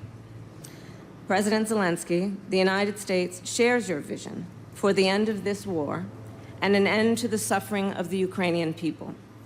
And let us all then commit to the imperative of returning innocent children kidnapped by Russia, returning them to their homes. Let us also agree a practical benefit of the work of this peace summit is to increase global food and energy security. And let nothing about the end of this war be decided without Ukraine. By contrast, however, yesterday, Putin put forward a proposal. But we must speak truth. He is not calling for negotiations, he is calling for surrender. America stands with Ukraine not out of charity, but because it is in our strategic interest. We stand with delegations from more than 90 nations who also have a strategic interest in a just peace in Ukraine. Among us, no doubt, exists a diverse range of views on many of the global challenges and opportunities we face. We don't always agree. However, regarding Putin's unprovoked, unjustified war against Ukraine, there is unity and solidarity in support of international norms and rules. For President Joe Biden and me, it is one of our defining missions to uphold the international rules-based order, to defend it, strengthen it, and promote it. And no doubt it must be a priority for us all. Thank you.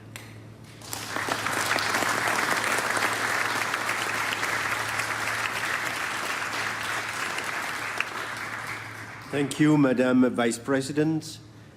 May I now ask the President of the European Commission, Ursula von der Leyen, to give her address. President Amherd, liebe Viola, President Zelensky, dear Volodymyr, Vice President Harris, dear Kamala, Presidents and Prime Ministers, Ministers, Excellencies. We have all come to Switzerland from different places, with different histories. We may not always see the world in the same way, but there's something all our countries have in common. We all value our independence and our freedom. We all expect our borders to be respected. We all yearn to be the masters of our own destiny. Some, indeed many countries, have had to fight for this, for independence, for self-determination, for freedom. And this is also what Ukraine is fighting for. This is also what the people of Ukraine desire. And their greatest aspiration is to be independent and free in peace. They want the missiles to stop hitting their cities. They want to live free from fear. They want their children to be safe, not constantly worrying about the next air raid siren. Surely this is the right of all countries and all people. And this is why we're here today. We're here today to help bring an end to a brutal and unjust war. A conflict that has shattered lives and displaced millions. The echoes of Russia's war of aggression reverberate across the globe. Energy prices have soared, food prices have exploded, and it is a cautionary tale for the entire world. Is it right that a larger country can invade and take territory from a smaller neighbor? The answer is, of course, no. It is written in the Charter of the United Nations. And that is why it is vital that we reaffirm that charter. It is vital that we pledge again to uphold firmly the principles of the UN Charter. Freezing the conflict today with foreign troops occupying Ukrainian land is not an answer. In fact, it is a recipe for future wars of aggression. Instead, we need to support a comprehensive, just, and sustainable peace for Ukraine. One that restores Ukraine's sovereignty and its territorial integrity, the inviolability of all borders, the sovereignty of all nations. This is at stake. And history teaches us the quest for peace is fraught with challenges. But it was precisely from the ashes of World War II that the United Nations were born. And today we need once again to light that beacon of hope for global peace and security. We, the international community, must stand together to support Ukraine in its pursuit of peace. That is how we open the path to peace. That is how we open the path that will allow lives and homes to be rebuilt. And that is how we open the path to restore international peace and security. Our common task is to reaffirm the primacy of the United Nations Charter. Thank you very much.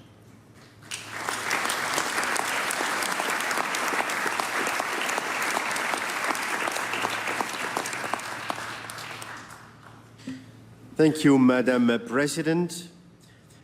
As we would like to give the opportunity to speak to everybody during the upcoming sessions, I kindly ask all speakers to limit your interventions to 1 to 3 minutes.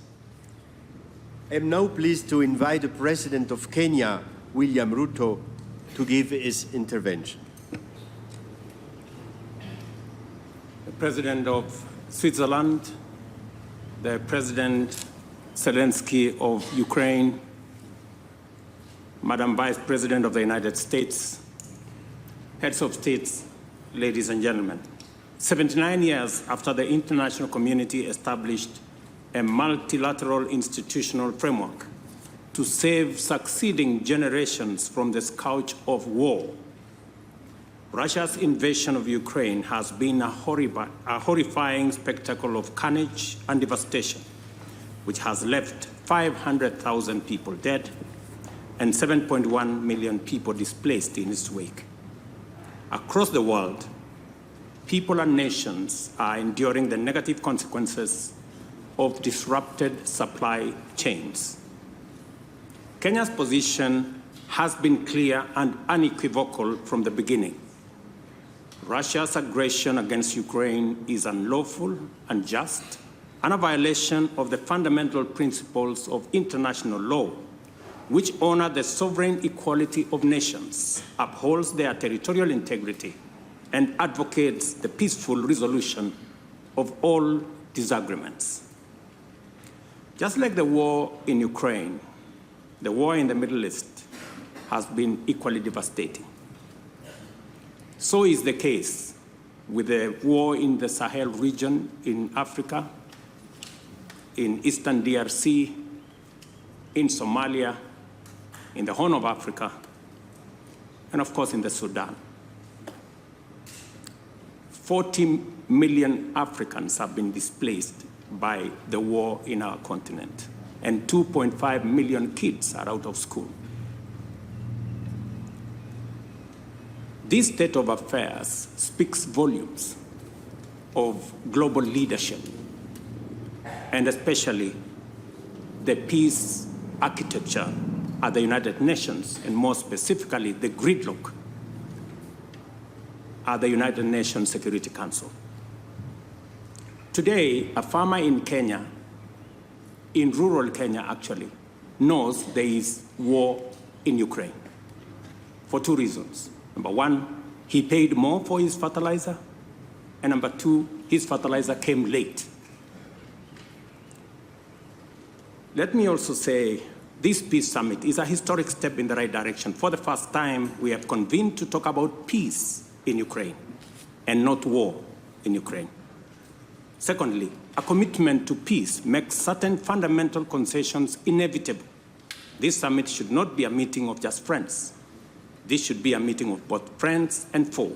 To succeed in this positive trajectory, Russia must be on the table, number one. Number two, an American general, Norman Swartzford, said, the more we sweat in peace, the less we bleed in war. It is time for leaders of the world to talk about peace, negotiate peace, work hard to build peace, and configure a global strategic framework that integrates peace as the sole means and end of human endeavor. Finally, we have gathered here and we are reminded by the Indian statesman Mahatma Gandhi, who said that an eye for an eye will make humanity blind. Just as Russia's invasion of Ukraine was unlawful and unacceptable, the unilateral appropriation of Russia's assets is equally unlawful, unacceptable, and a derogation from the UN Charter, especially for those of us who believe in freedom, justice, and democracy, and the rule of law. As we embark on this journey to resolve conflict in Ukraine and throughout the world, it's time for parties to the war in Ukraine to demonstrate good faith, abandon intransigent attitudes, and soften their positions. I thank you. Thank you. Thank you, Mr. President. I am delighted to hand over the floor to the Chancellor of Germany, Olaf Scholz. Madam President, dear Viola Amherd, dear Volodymyr Zelensky, colleagues, ladies and gentlemen. We have come here today to talk about peace. Peace in Ukraine first and foremost, of course, but nothing less than our global security and the rules-based international order are at stake.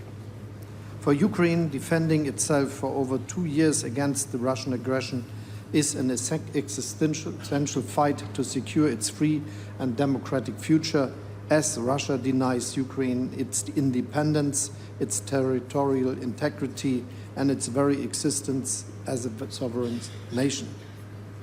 This illegal war of aggression has shattered peace and brought imperialism back to the European continent.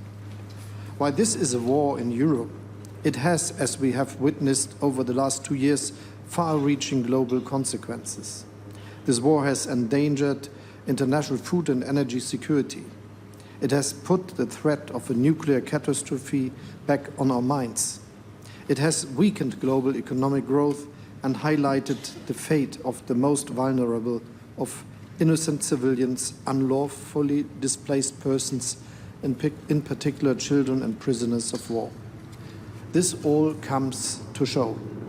This war affects us all. That is why I describe the Russian war of aggression as a Zeitenwende, a watershed moment. But how to end Russia's war against Ukraine and achieve a just and lasting peace? Let me share some reflections with you today. First, no country wants peace more than Ukraine. But let us be honest, peace is more than the absence of war. An immediate ceasefire without serious negotiations, without a roadmap toward a just and lasting peace, merely on the basis of so-called new realities, would only legitimize Russia's illegal land grab. In the end, this would result in yet another frozen conflict, a scenario that is unjust, dangerous, and not sustainable, neither for Ukraine nor Europe or the international community as a whole. Second, Some say that any negotiated peace must take into account Russia's legitimate security concerns. Let us recall that before the invasion, both NATO and the US were ready to enter into a broader discussion on European security that included all relevant countries. The aim was to promote transparency and stability and to build trust in order to reduce the likelihood of future conflict. As we all know, it was Russia that chose war over diplomacy and dialogue. So let me be very clear, whatever the perception of one's own security concerns may be, these concerns must not and cannot justify an invasion of a peaceful neighboring country. Third, I would like to highlight that it is Ukraine, the victim of unprovoked aggression, that has had the courage to present to the world a peace plan. Inspired by President Zelensky's peace formula, many, if not all, of the countries represented here today have participated in the Copenhagen, Jeddah, Valletta and Davos meetings of national security advisors. And so we are here today. I'm very grateful to our Swiss hosts that we can enter into a truly global exchange on principles for a just, lasting and comprehensive peace and on how to achieve the widest possible international support for a future peace process in Ukraine. Which document is better suited to guide us than the Charter of the United Nations with its fundamental principles of territorial integrity and sovereignty? This also includes the respect for international humanitarian law and human rights. It includes the sovereign equality of all states, the peaceful resolution of conflicts, and multilateral cooperation for the benefit of humanity. These principles are binding for us all, and they are the foundation of the international rules-based order. My last point today is on Russia. It is true, peace in Ukraine cannot be achieved without involving Russia. But let us not forget that, as we speak, Russia continues to relentlessly wage its brutal war. We all know Russia could end this war today or at any given moment once it ceases its onslaught and withdraws troops from Ukraine. To date, Russia has refused to heed our collective call for peace on the basis of international law and the UN Charter.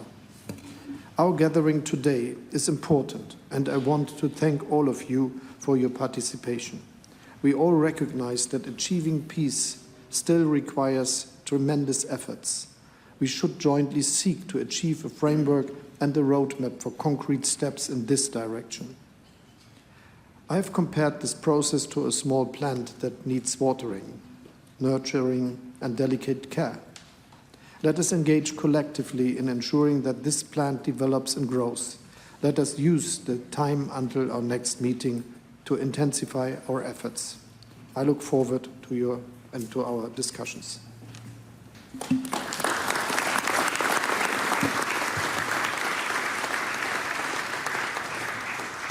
Thank you very much, Chancellor. I am now pleased to invite Prime Minister Sheikh Mohammed Al Thani from Qatar to share his thoughts. Madam President Viola Amherd, Sir President Zelensky, Excellencies, I would like to begin by extending my appreciation to the Federal Republic of Switzerland for hosting this summit towards seeking peaceful solution to the Russian-Ukrainian conflict. Amidst an international climate of conflict, the importance of continuing to call for a ceasefire and striving to find a peaceful solution is clear now more than ever. In this context, I renew the State of Qatar's call on all parties to comply with Charter of United Nations and international law, respect the sovereignty and territorial integrity of states, to uphold our collective commitment to settle international disputes by peaceful means, and to refrain from threatening to or resorting to the use of force. Ladies and gentlemen, the State of Qatar has strived to keep channels of communication open in order to work on addressing the humanitarian repercussions of this conflict. With this in mind, and at the request of our Ukrainian friends, Qatar hosted talks in Doha with the participation of both Ukrainian and Russian delegations in order to discuss the reunification of Ukrainian children with their families in Ukraine. These efforts have been welcomed by Russia and have so far resulted in reunification of 34 children with their families, and our efforts continue to reunite many more. Under our Health and Recovery Program, we have hosted these families in Doha to provide a comprehensive care for them and their children. Esteemed guests, since the beginning of this conflict, the State of Qatar has strived to support international efforts to address the worsening humanitarian repercussions and protect civilians through multiple pledges to support health, education, and food security initiatives launched by Ukraine. Internationally, we played a key role in alleviating the global energy crisis arising from this conflict, working to maintain supply, quantities, and price stability in global markets by rapidly increasing our LNG exports to European countries. Excellencies, amidst this global context of conflict and disasters, international cooperation is vital now more than ever. I look forward to the discussions that will result from this summit in the coming days and to exploring suitable mechanisms that will ensure the participation of all parties in a constructive dialogue towards achieving a peaceful solution in accordance with international law and Charter of the United Nations. Thank you.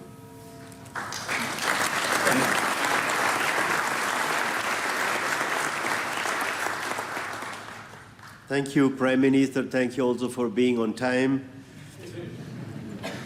May I hand over to the Minister of Foreign Affairs of Saudi Arabia, Prince Faisal bin Farhan Al Saud. Your Excellencies, I would like to thank the Swiss Confederation for inviting us to attend this summit, in line with its long tradition as mediators and peacemakers. The Kingdom's participation in this summit stems from our commitment to support all efforts at reaching an end to this conflict and achieving sustainable and just peace and security. We hope this summit provides the much-needed basis for placing us on a political track to resolving the conflict. Since this conflict erupted, the Kingdom has asserted the centrality of international law, the importance of peacefully resolving differences through dialogue, and the need to reduce tensions and mitigate the global impacts of the war. His Royal Highness the Crown Prince and Prime Minister also extended the Kingdom's good offices to both sides, expressing our readiness to mediate and bring the conflict closer to a solution. These efforts have positively contributed to the exchange of hundreds of prisoners, including multiple foreign nationals. The disruption to peace and security in Europe has affected global stability and hindered collective action and global cooperation. We reaffirm the importance of facilitating access to global food supplies and working to strengthen both global food and energy security in the face of the challenges the world faces. More than 2 years into this conflict, the impact is felt by the international community, and it is therefore a shared burden to encourage peace and negotiation rather than further escalation. The Kingdom views as a priority the need to facilitate a cessation of hostilities and to encourage an environment conducive to peace, one that spares further destruction and the loss of life. This overreaching consideration has been reflected in our balanced position from the beginning of the conflict, while leveraging our positive relations and good offices with both sides in search of a pathway to peace. We have also sought to provide Ukraine critical humanitarian assistance to alleviate the suffering of the Ukrainian people. These principles reflect the Kingdom's long-standing position, and we will continue to lend our support to all efforts to facilitate dialogue between both parties. We believe it is important that the international community encourage any step towards serious negotiations, which will require difficult compromise as part of a roadmap that leads to peace. And here it is essential to emphasize that any credible process will need Russia's participation. We hope the outcomes of this summit reflect those aims. Thank you.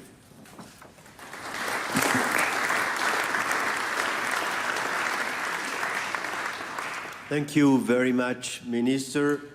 It is my pleasure to ask the Prime Minister of Japan, Fumio Kishida, to give his address. はい、まず、スイスの素晴らしいホスピタリティと、そしてサミット開催に向けたご尽力に、心から謝意を表します。日本は、2年以上前にロシアが侵略を開始した直後から、今日のウクライナは明日の東アジアかもしれない、こうした考え方のもと、厳しい対ロ制裁と強力なウクライナ支援を実施してきました。また、一昨日には、ウクライナをさらに支えていくべく、私とゼレンスキー大統領との間で二国間文書に署名をいたしました。また、昨年5月、私が議長を務めた G7 広島サミットにおいて、ゼレンスキー大統領や招待国の首脳も交えて議論を行い、主権、領土の一体性の尊重といった国連憲章の原則を守ることをはじめとする4つの原則を確認いたしました。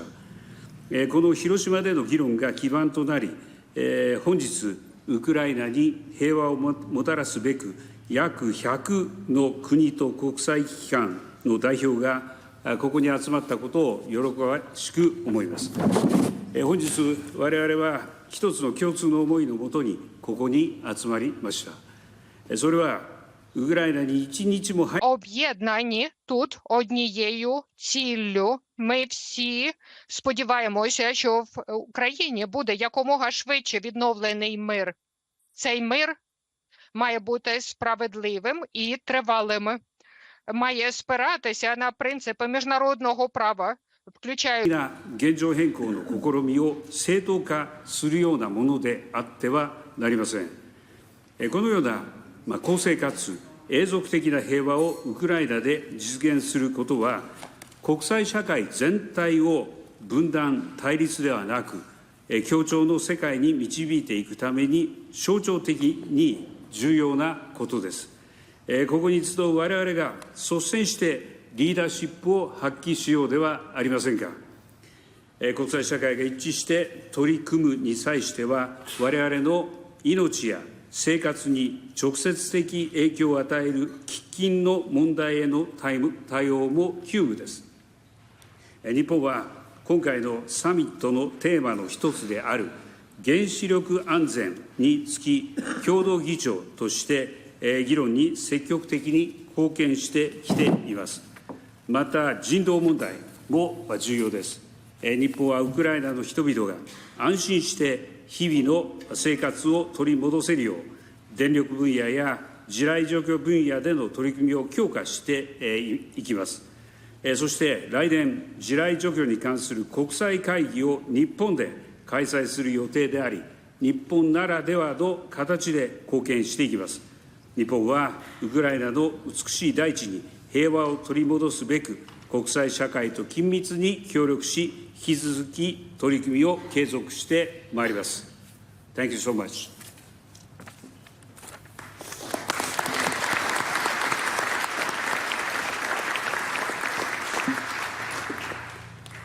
Thank you, Prime Minister.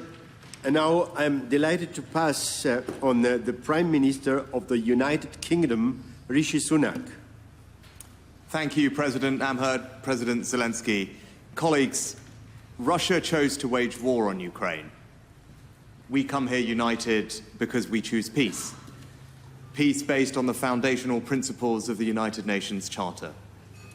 The Ukrainian people did not ask for this fight, but in defending their country, their valor and their sacrifice have been truly humbling to witness.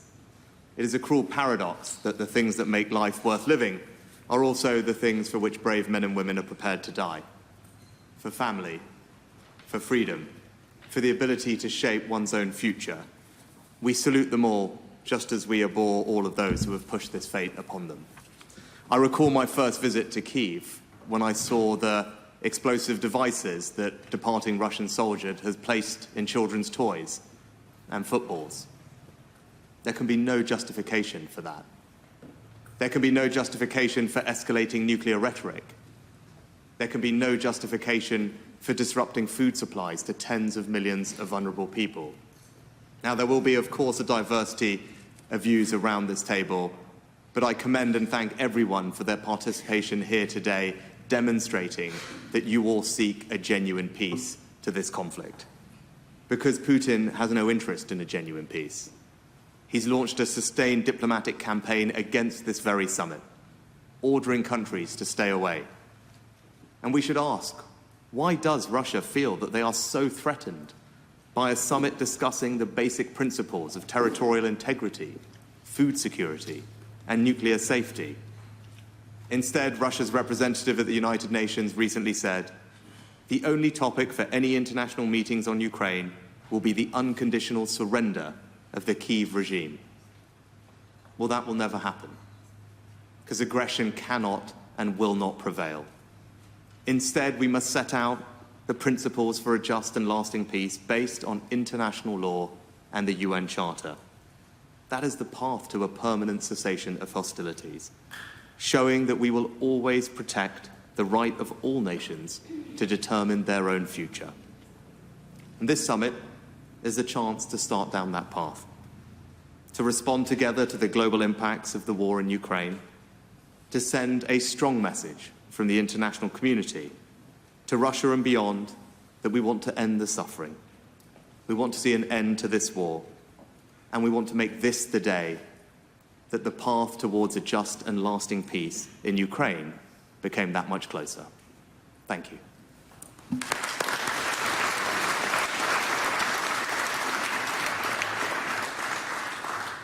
Thank you, Prime Minister. I'm honored to now pass the floor to the Prime Minister of Timor-Leste, Mr. Shah Mama Gush Mahu.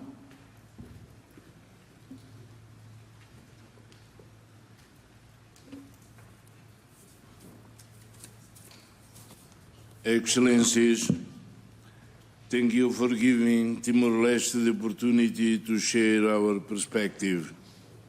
I would like to thank Her Excellency Viola Amherd, President of the Swiss Confederation, for inviting me to this Peace Summit. I will keep my intervention brief, focusing on a message that I humbly ask you to bear in mind as we discuss the pathways forward to bring peace to Ukraine and its people. Timor-Leste profoundly understands the suffering faced by the Ukrainian people as a result of the ongoing conflict.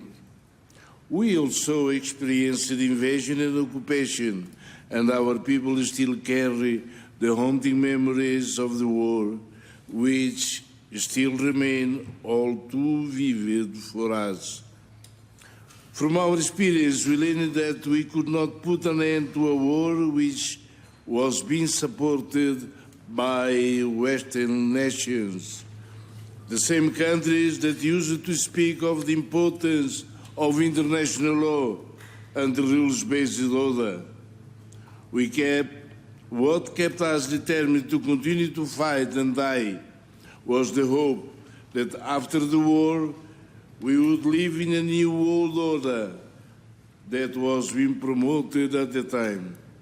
But unfortunately, after 24 years of war and now being independent, what we see is a world of disorder with even more conflict than before. Excellencies, international law is the foundation of global peace and order. However, it must be applied uniformly to every nation, and all states must abide by it. Today, we continue to see the selective application of international law. We see some nations oppose occupation in one country, but not in another. Too often, the very nations that proclaim the sanctity of international law are the ones that violate it. If we are committed to maintaining international peace and security, we must apply international law consistently, without selective enforcement, and treat all conflicts with equal importance. We have a moral obligation to address and be concerned about all conflicts equally. Currently, around 65 wars continue worldwide. Even if they seem distant from our own countries, we must not forget them. We must hold on to international law's promise of justice and reach for peace. Excellencies, I will conclude my message by once again appealing to you to remember these points as we move forward in our discussions and, more importantly, after we return to our respective countries. Thank you.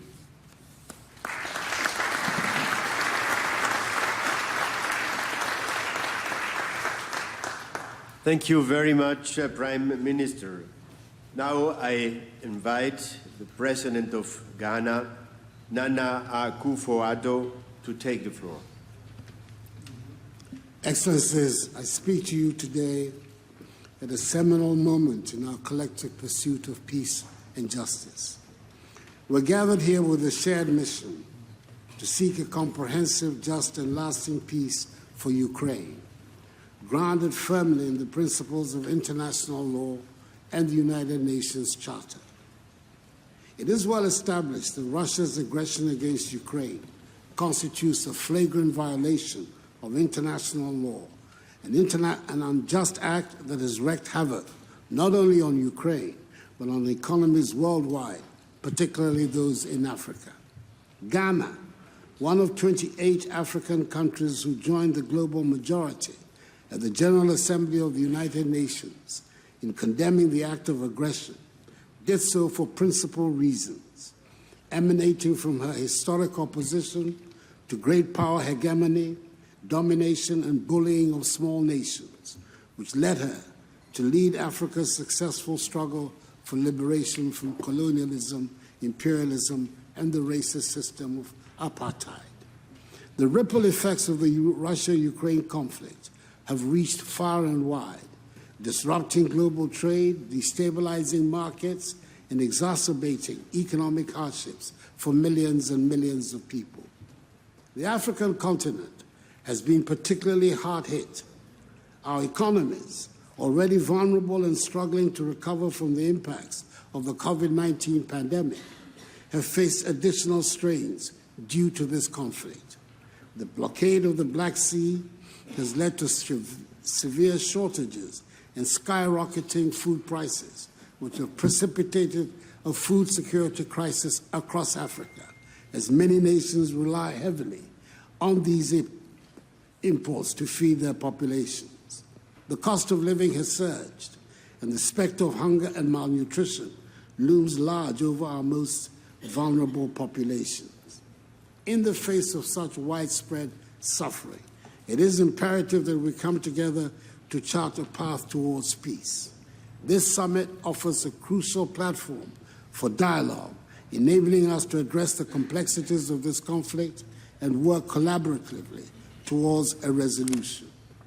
In this context, the Ukrainian peace formula stands out as a critical framework for reaching lasting peace. The formula emphasizes several key elements essential for a sustainable resolution: the immediate cessation of hostilities, the withdrawal of Russian troops, and the restoration of Ukraine's territorial integrity. It also underscores the need for the protection of human rights and the facilitation of humanitarian aid to those affected by the conflict. By adhering to the principles outlined in the Ukraine peace formula, we can ensure that any peace agreement is just, equitable, and enduring. It is equally imperative that any resolution, whilst respecting Ukraine's sovereignty and territorial integrity, addresses the legitimate security concerns of all parties involved. This comprehensive approach will help prevent future conflicts and foster a stable and secure environment in the region. The Ukraine peace formula provides a viable roadmap, and together we can work towards a future where all nations can coexist in harmony and security. And it is for this reason that Ghana regrets the absence of the Russian Federation and the People's Republic of China at this meeting. This meeting is a testament to our collective will to seek peace and justice, and I'm hopeful that through our concerted efforts we will succeed, no matter how long and arduous the journey. I thank you for your attention.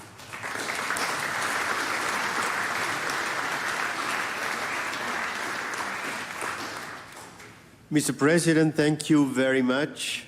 May I now hand over to the President of Spain, Pedro Sánchez. Let me begin by thanking Switzerland for hosting this summit of peace in Ukraine. More than 2 years have gone by since the beginning of Russia's military aggression, a clear violation of international law and the principles of the UN Charter, including those of sovereignty, independence, and territorial integrity. I want to pay tribute to the heroism and resilience of the Ukrainian people and its government in the defense of their country. Spain will continue to support Ukraine for as long as necessary, because one thing is clear in this conflict: there is an aggressor, which is Putin, and there is a victim, which is the Ukrainian people. In every conflict, we must defend the victim and stop the aggressor. We are addressing today some of the global consequences of this conflict: the dreadful humanitarian crisis, the worsening of the pre-existing global food crisis, particularly damaging the most vulnerable, and the fear of a nuclear catastrophe that we thought we'd never experience again. Spain has engaged actively with policy and resources to try to mitigate them. But there is another important consequence of this war, which is the impact on the international order. It might be tempting to blame others, such as the West or NATO, for this war. Russia may claim that it has security concerns about the situation in Europe and that these concerns are legitimate. However, some basic rules must apply in any case in order to maintain the peaceful coexistence among nations. There are quite simple rules, like one country cannot invade its neighbor, it cannot annex the territory of other country by force, food is not a weapon, nuclear threats are unacceptable. If we do not act according to these rules and we do not strongly defend them, there is no international order. Chaos would lead our world under the rule of those who are the strongest. And this is just not acceptable. Today, in this important meeting, we must send a very clear message that we gather around core values, like the respect for each and every country's sovereignty, independence, and territorial integrity, that international law and international humanitarian law always apply and must be respected all times. These are universal principles that need to be strongly upheld in a coherent and consistent manner, in every place, at every time, and no matter the actors involved. Principles are principles, and therefore they are not negotiable. This must also be the basis of a just and lasting peace in Ukraine. Any solution that validates an aggression or a violent annexation will not last. It will only lead to a more unstable and dangerous world. We hope that this meeting will help build that consensus from which a future solution can be discussed with all relevant actors, including Russia. It is time that we deliver the just and lasting peace that Ukraine and the world deserves. Thank you.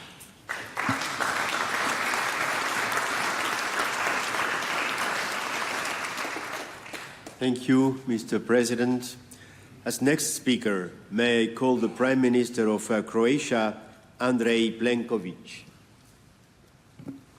Thank you very much, Madam President of the Swiss Confederation, Mr. President of Ukraine.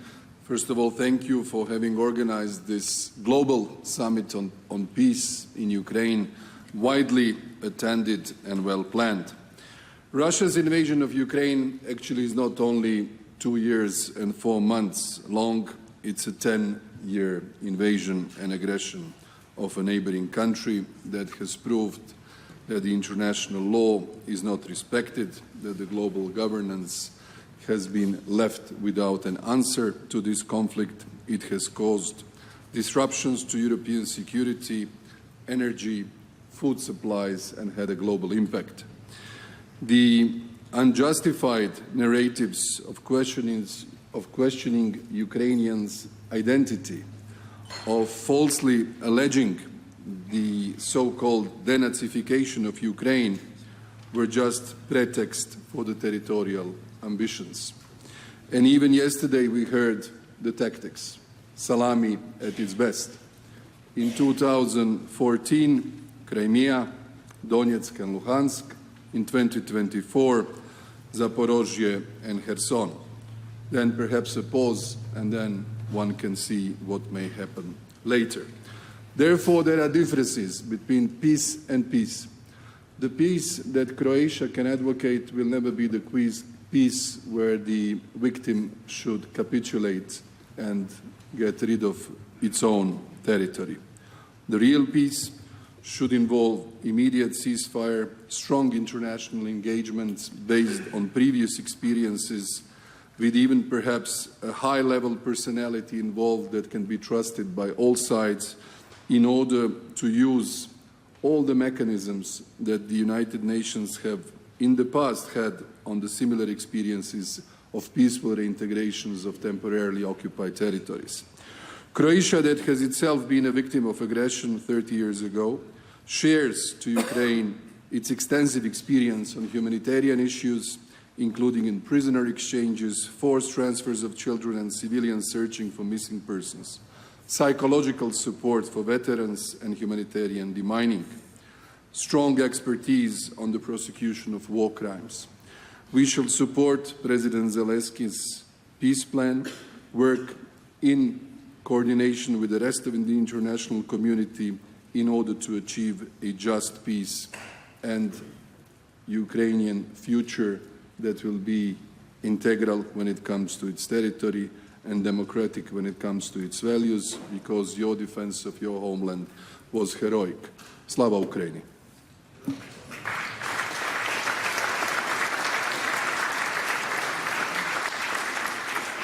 Thank you, Prime Minister. As next speaker, may I invite the President of Georgia, Salome Zurabishvili. Mrs. President Amherd, President Zelensky, the war not in but against Ukraine has been ongoing for over 800 days. 800 days of losing innocent lives, devastation, economic destruction.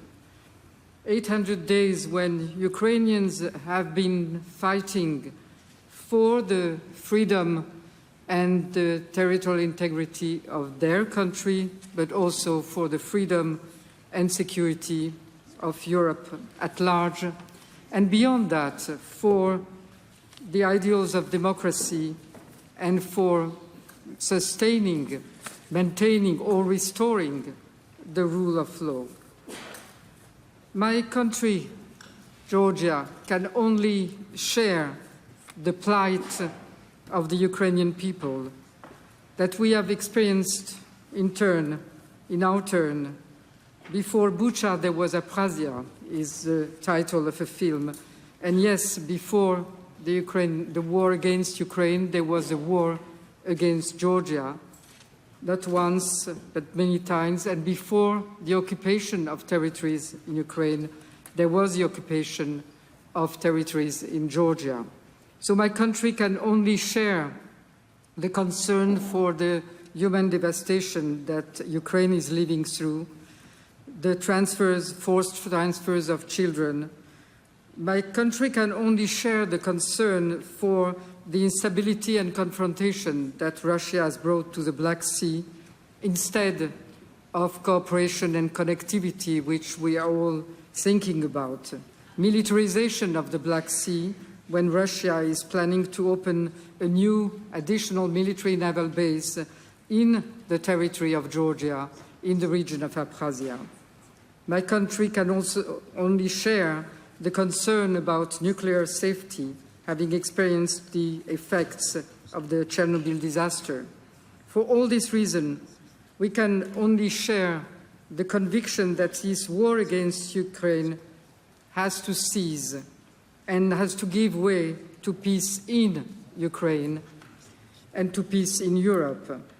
And that can only happen if and when, beyond the initial steps that should be designed today, when Russia realizes that it has borders as any other state, and that it has neighbors as any other state, and that international community, new architecture of security can only exist when the big countries, the large countries, and one of the largest ones, recognizes its neighbors, respects its neighbors and their territorial integrity. Slava Ukraini.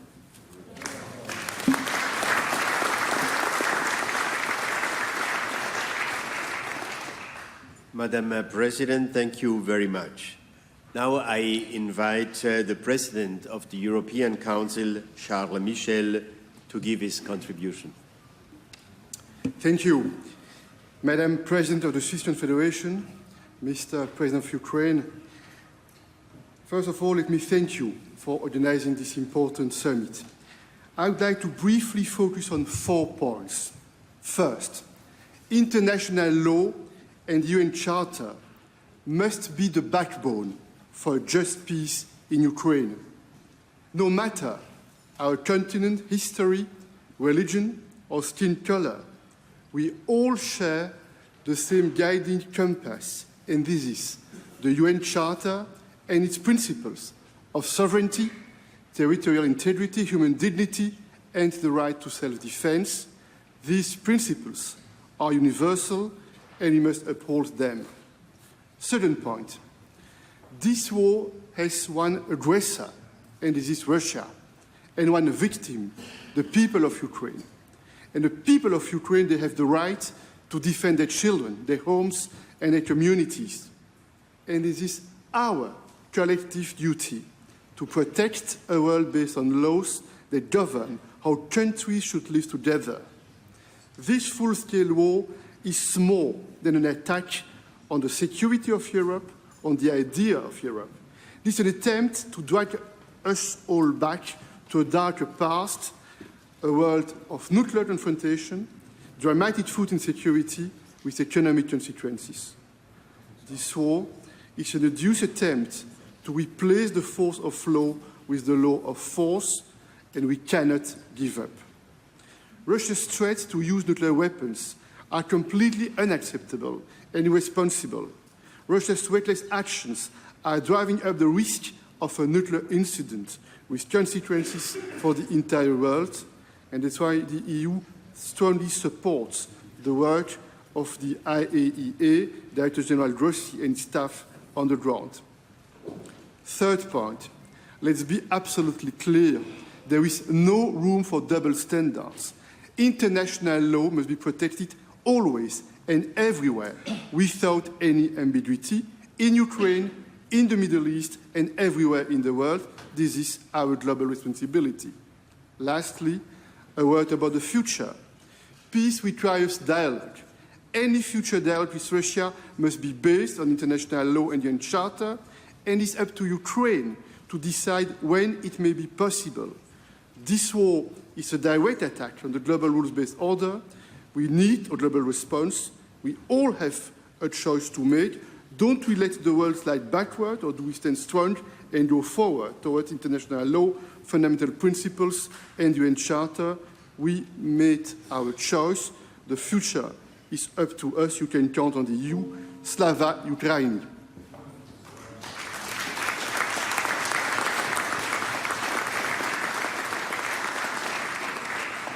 Thank you, Mr. President. May I now give the floor to the President of Chile, Gabriel Boric. Thank you very much. Dear members of this summit, international stability and peaceful coexistence are, of course, essential for democracy and the sustainable development of nations. Chile, our country, is committed to the respect of territorial sovereignty. We firmly oppose the use or threat of force, and we believe that diplomacy and international law are the only legitimate means for resolving disputes. Consequently, Chile has persistently and vocally condemned Russia's war of aggression against Ukraine. We have advocated for the respect of human rights and Ukraine's sovereignty and territorial integrity, which are essential components of any lasting solution to this conflict. We strongly believe that the situation represents a serious violation of international law and human rights. These same principles, we must say, that are being disregarded by the Israeli government in Gaza. In the face of these blatant violations of international law, as Charles Michel just said, there's no room for ambiguity or indifference. We value the proposal circled for a joint declaration. It is significant that we reach certain commitments that allow us to lessen the effects and risk of war at this stage. We must be capable of bringing positions closer, no matter how difficult it may seem today, and that supposes bringing Russia to the table. In this regard, I want to highlight the importance we give to the protection of Ukrainian nuclear facilities, as they are a key element of international well-being. Likewise, we must rule out the use of nuclear weapons, as many of you have said, because we know they constitute a risk of incalculable consequences for all humanity.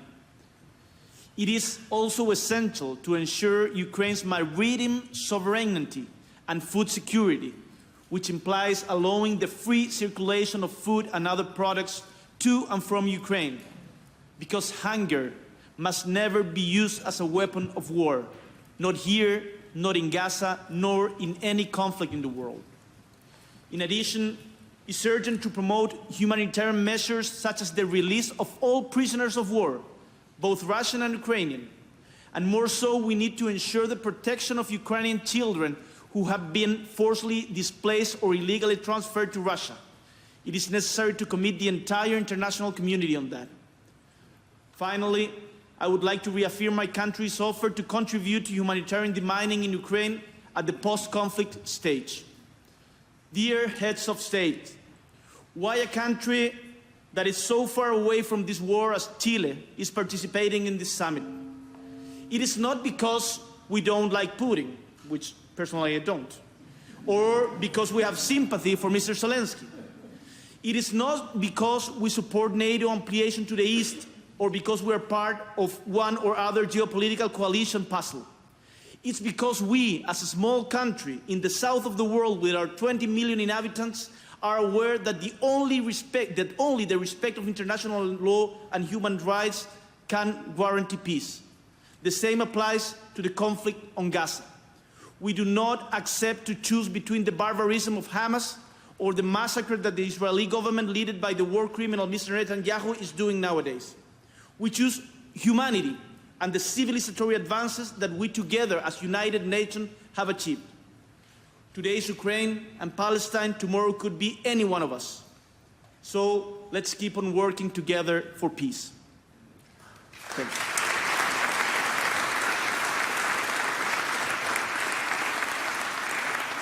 you. Mr. President, thank you very much. As next speaker, may I call the President of Poland, Andrzej Duda. Thank you very much. Excellencies, hosts, organizers, and participants of this summit. In a few days, Russian illegal and unprovoked aggression on Ukraine will have lasted 28 months. It has been 2.5 years of war crimes and crimes against humanity committed by the Russian regime and the Russian army all over Ukraine. This war is not only brutal and full of crimes. It is imperial and colonial in its nature. The Kremlin intends to enslave the Ukrainian people, their children, use Ukraine's resources, destroy their culture, and deprive Ukraine of the right to freely choose its development path and security arrangements. In the part of the world which I represent, Russia is often called the prison of nations, and for good reason, because it is home to almost 200 ethnic groups, most of which became residents of Russia as a result of the methods used in Ukraine today. Russia remains the largest colonial empire in a world which, unlike European powers, has never undergone the process of decolonization and has never been able to deal with the demons of its past. As members of the international community, we have to finally say there is no more space for colonialism in the modern world. I want to state clearly, it is solely Moscow who is responsible for the war, but it does not mean that Russia is acting alone. I'm referring here to the shameful role that Putin's puppet in Belarus, Alexander Lukashenko, has played in this war while oppressing his own people. I want to remind everyone that not only did he allow the Russian army to attack Ukraine from the territory of Belarus, but he also initiated a series of hybrid attacks against the Baltic states and Poland's eastern borders, attacks which have lasted for 3 years. Ladies and gentlemen, Ukraine, as a victim of a full-scale military aggression, has the full right to defend its sovereignty and independence by any means that are in accordance with the international law. And it is the obligation of the entire international society to spare no efforts in supporting Kyiv in its struggles. The peace agreement that will eventually be worked out has to ensure the sovereignty of Ukraine, full practical capabilities to defend its independence, as well as free and unimpeded right to shape its internal and foreign policies without Moscow's influence. Excellencies, the road to achieving lasting peace will be long and full of challenges. I appreciate the decision of organizers of this event to focus on less controversial issues. I hope that the progress made in those areas will allow us to further pressure the Kremlin to stop the aggression and withdraw its forces from Ukraine in its internationally recognized borders. The success of this initiative depends on bringing on board a vast representation of UN members and supporting the UN Charter. Only with broad international support and comprehensive consultations can we work out a basis for the future peace agreement. This also could and should serve as a universal basis for peace agreements in other conflicts. Thank you.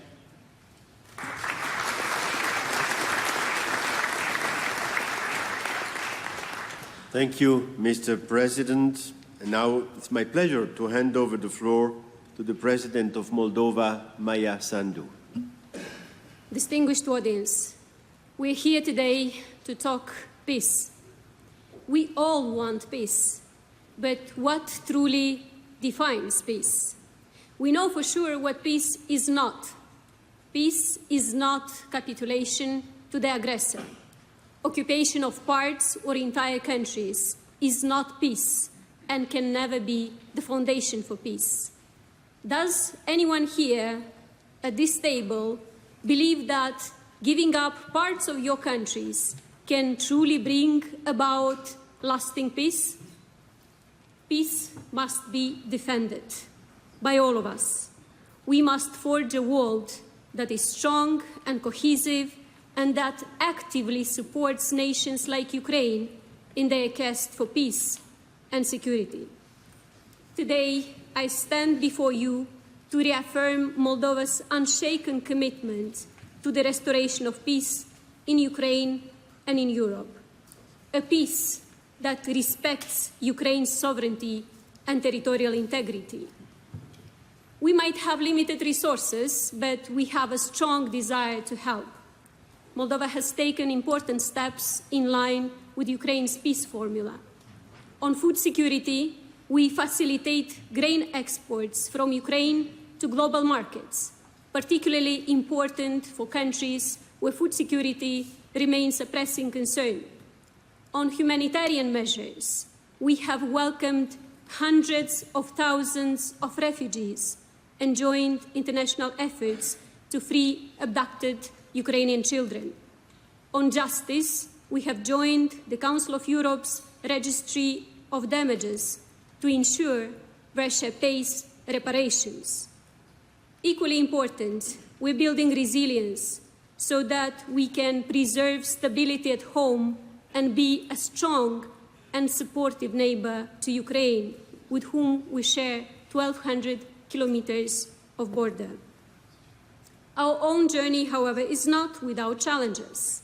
Hybrid attacks, coordinated by Russia and its proxies, continue to test us, attempting to undermine our democracy and interfere with our sovereign choices in the upcoming elections. But we have never been more determined to prevail. We understand the stakes at hand: our peace, our freedom, the future of our children. Ladies and gentlemen, peace cannot be bottled within borders. It must be fostered and spread. Therefore, the enlargement of the European Union, a fundamentally peace project, is the best investment in lasting peace and stability on the European continent. In closing, let me be clear. Ukraine's peace is Moldova's peace. And in this interconnected world, global peace cannot exist without it. Only by standing together across continents can we secure a peaceful future for all. Slava Ukraini!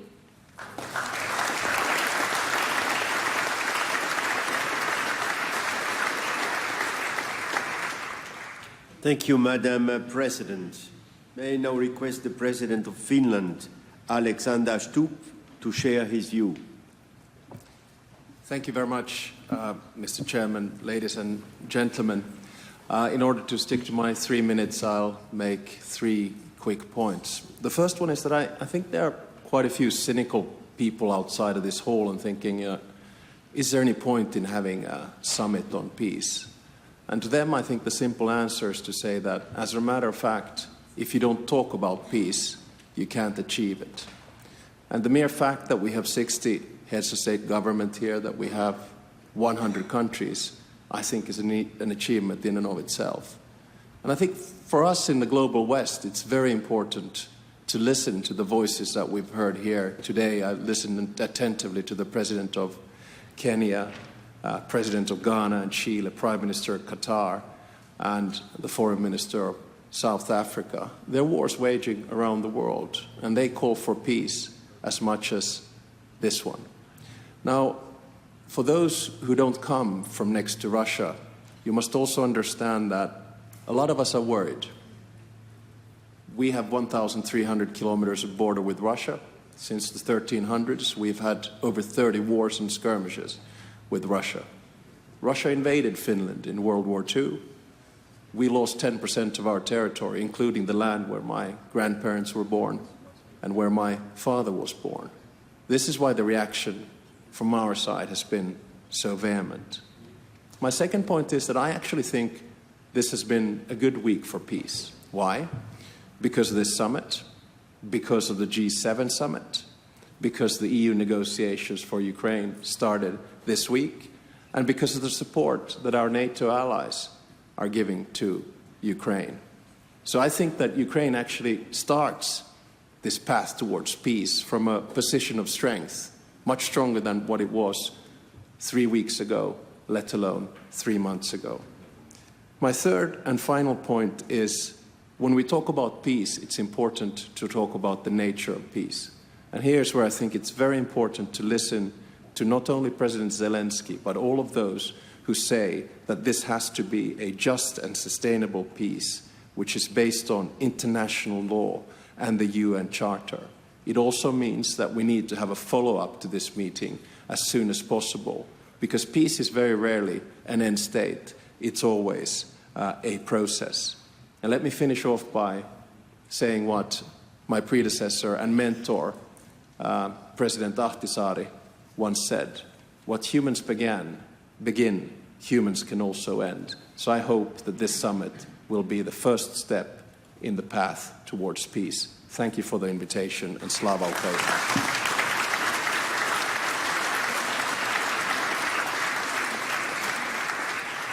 Thank you very much, Mr. President. Let me now hand over the floor to the President of Argentina, Javier Milei. The floor is yours. Buenas tardes a todos. Es un honor para mí y para la Argentina participar de esta cumbre por la paz organizada por el presidente Zelensky, con quien hemos entablado un estrecho vínculo. Los argentinos tenemos plena conciencia del valor de la paz y la convivencia democrática como ejes rectores de la vida en sociedad, y por eso quiero agradecer especialmente la invitación a este evento. Quiero expresar, en nombre del pueblo argentino, nuestro máximo apoyo al pueblo de Ucrania y a nuestro amigo el presidente Zelensky, ya que como defensores de la idea de la libertad repudiamos cualquier forma de violencia, ya sea entre individuos, pero en particular repudiamos la guerra como mecanismo ilegítimo para dirimir los conflictos entre naciones. La guerra, trágica por naturaleza, no puede ser nunca la respuesta a problemas que deben saldarse en la esfera política. La guerra no es una herramienta legítima para resolver conflictos. La guerra es el último recurso de un pueblo que debe defenderse, nada más ni nada menos. Nosotros somos defensores de la idea de la libertad. El liberalismo, como lo entendemos nosotros, es el respeto irrestricto del proyecto de vida del prójimo, basado en el principio de no agresión, en defensa del derecho a la vida, la libertad y la propiedad privada. Como defensores de la libertad, no podemos abogar por otra cosa más que la paz entre los pueblos y las naciones libres. Cuando nosotros decimos que el principio ordenador de nuestra doctrina es la defensa de la vida, de la libertad y la propiedad de los individuos, lo que estamos diciendo es que hay una relación directa entre la paz, el comercio y la prosperidad. No hay prosperidad económica sin comercio libre, y no hay comercio libre si no hay paz. Y el comercio libre, naturalmente, pacifica, porque, como decía Bastiat, donde entra el comercio no entran las balas. O como decía el propio Milton Friedman, yo puedo odiar a mi vecino, pero si no me compra mi producto, voy a la quiebra. Como soy un ferviente creyente en la conciencia filosófica que hay en el liberalismo y la paz, hago hoy este breve alegato en su defensa, ya que estas ideas parecen haber pasado de moda. Creo que es un paso importante para la Argentina poder hacernos presentes primero en la cumbre del G7 y luego aquí en esta cumbre por la paz, y es parte del gran giro que estamos dando como país luego de décadas de darle la espalda al mundo. Hay una nueva Argentina que abraza una vez más las ideas que hace 150 años la convirtieron en uno de los países más prósperos del mundo. Y hay una nueva Argentina que busca también recuperar el lugar protagónico en el concierto de las naciones que alguna vez tuvo y que nunca debería haber abandonado. Sepan que la Argentina estará siempre comprometida con la defensa de las ideas que hicieron grande a Occidente y que para nosotros la paz entre las naciones libres no solo es un deber moral, sino la condición necesaria para la prosperidad. Muchas gracias a todos.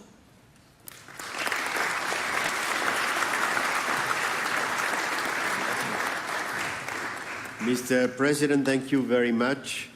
As next speaker, may I call the Prime Minister of Denmark, Mette Frederiksen. Dear colleagues, thank you very much for hosting this important meeting. A year ago, the national security advisors from 14 very different countries met in Copenhagen for a first discussion on how we could advance peace in Ukraine. And today, more than 100 countries and organizations are in this room. I think it shows a very strong and united wish for universal peace and stability. Of course, also for Ukrainians. They have now been under attack for almost 2.5 years, and the widespread global consequences of the war are well known. Russia's continued and relentless attacks against Ukraine's cities and people show how far we are from peace today. Yet we stand strong. We gather here today around a shared understanding and a shared fundamental commitment to the UN Charter and international law, to the principles of sovereignty, independence, and territorial integrity. This is our baseline, and it has to be our baseline for our path towards peace. If we do not stand up for these principles, then what are we all worth? We cannot accept a world where borders can be changed by military force, where the aggressor sets the rules. We have a special responsibility and we have a common interest to support a solution to the war in Ukraine, a comprehensive, just and lasting peace for Ukraine. And by being here today, we have taken that responsibility upon us. As we meet today, we also take good note that concrete progress has been achieved in some key issues: nuclear safety, ensuring reliable export of grain to global markets, and bringing unlawfully deported Ukrainians back home safely. These are not small steps. They make a big difference for many affected all around the world. And these steps must pave the way for concrete results in other areas. I think all of us knows that it's not simple to achieve just and sustainable peace, especially because Russia do not want peace. Not in Ukraine, not in neighboring countries, not in the Sahel region, not in Middle East. And therefore, thank you for inviting us today. We have to continue to talk to each other. We have to listen cross continents to find the concrete solutions and to move forward together. Thank you.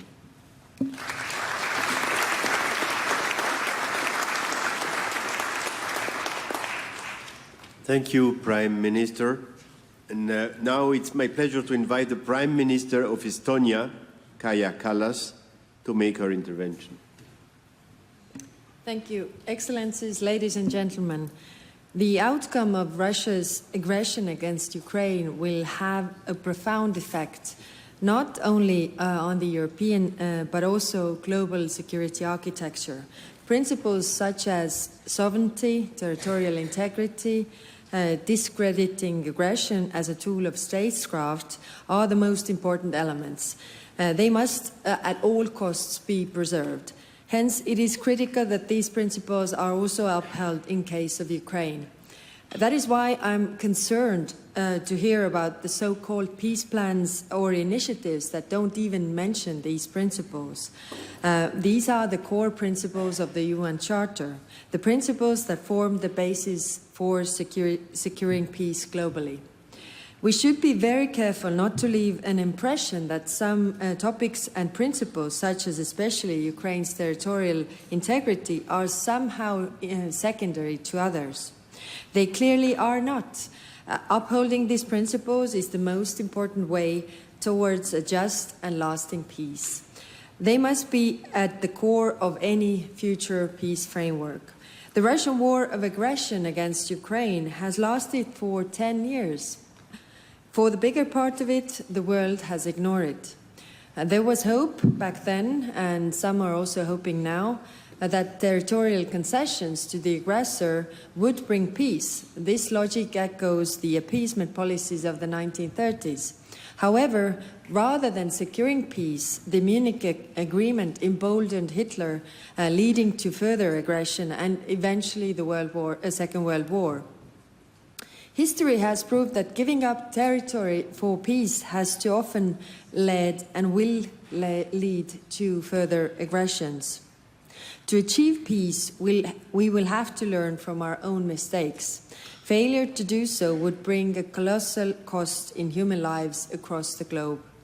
Excellencies, ladies and gentlemen, Many countries have suffered under colonial wars. So has mine. I know that Russia isn't typically thought as colonial power. Estonia, my own country, went through Russia's colonization and occupation for almost half a century, up until 1991.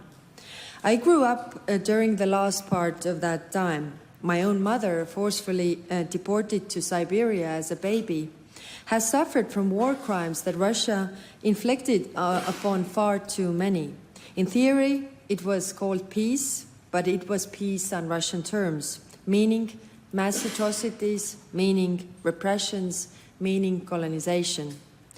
So witnessing the continuation of Russia's colonialistic land grab policy today in Ukraine is a heartbreaking reminder of how history can repeat itself. I really hope this time we are able to learn from our past mistakes. Thank you.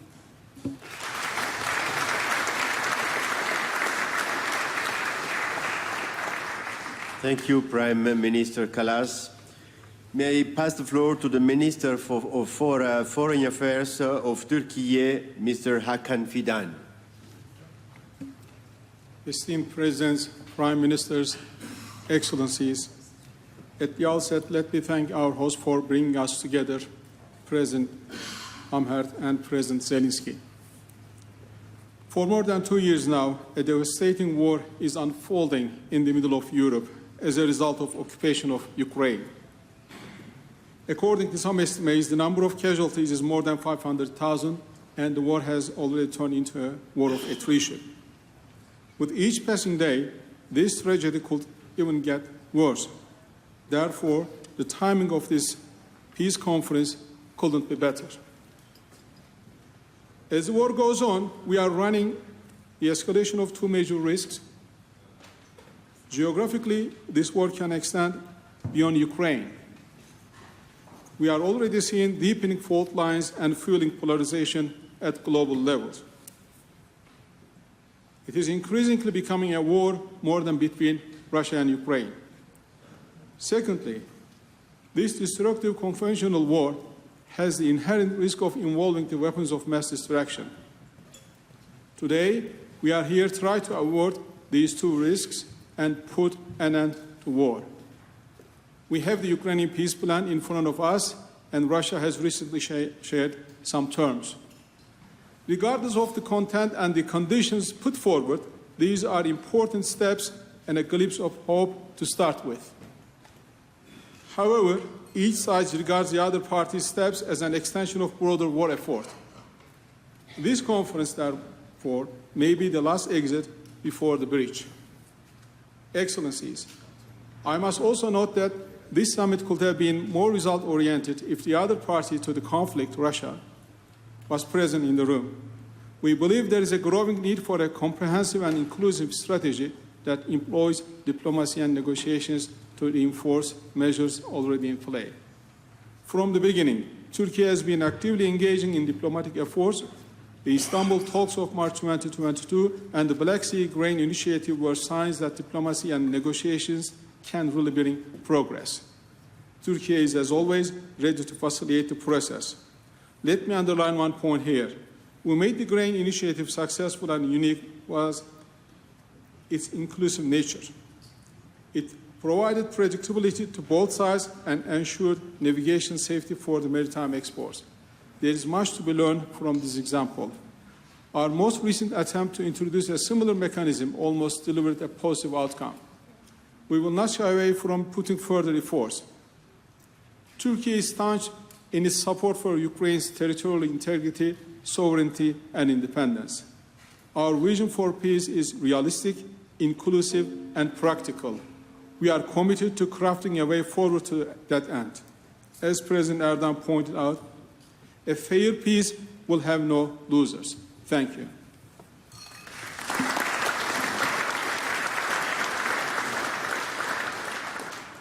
Thank you, Minister Fidan. I have now the honor to pass on the Deputy Prime Minister and Foreign Minister of Italy, Antonio Tajani. Thank you very much, Mr. President. Thank you for hosting us today here. The position of the Italian government is clear. As the G7 president, Italy wants to keep Ukraine at the center of this national and international agenda. Our political goal is a just peace. We are not at war with Russia, but unfortunately, there are not signs of goods from Putin to achieve peace. In fact, this war could end any moment if Russia puts an end to its aggression against Ukraine and restore Ukraine's territorial integrity.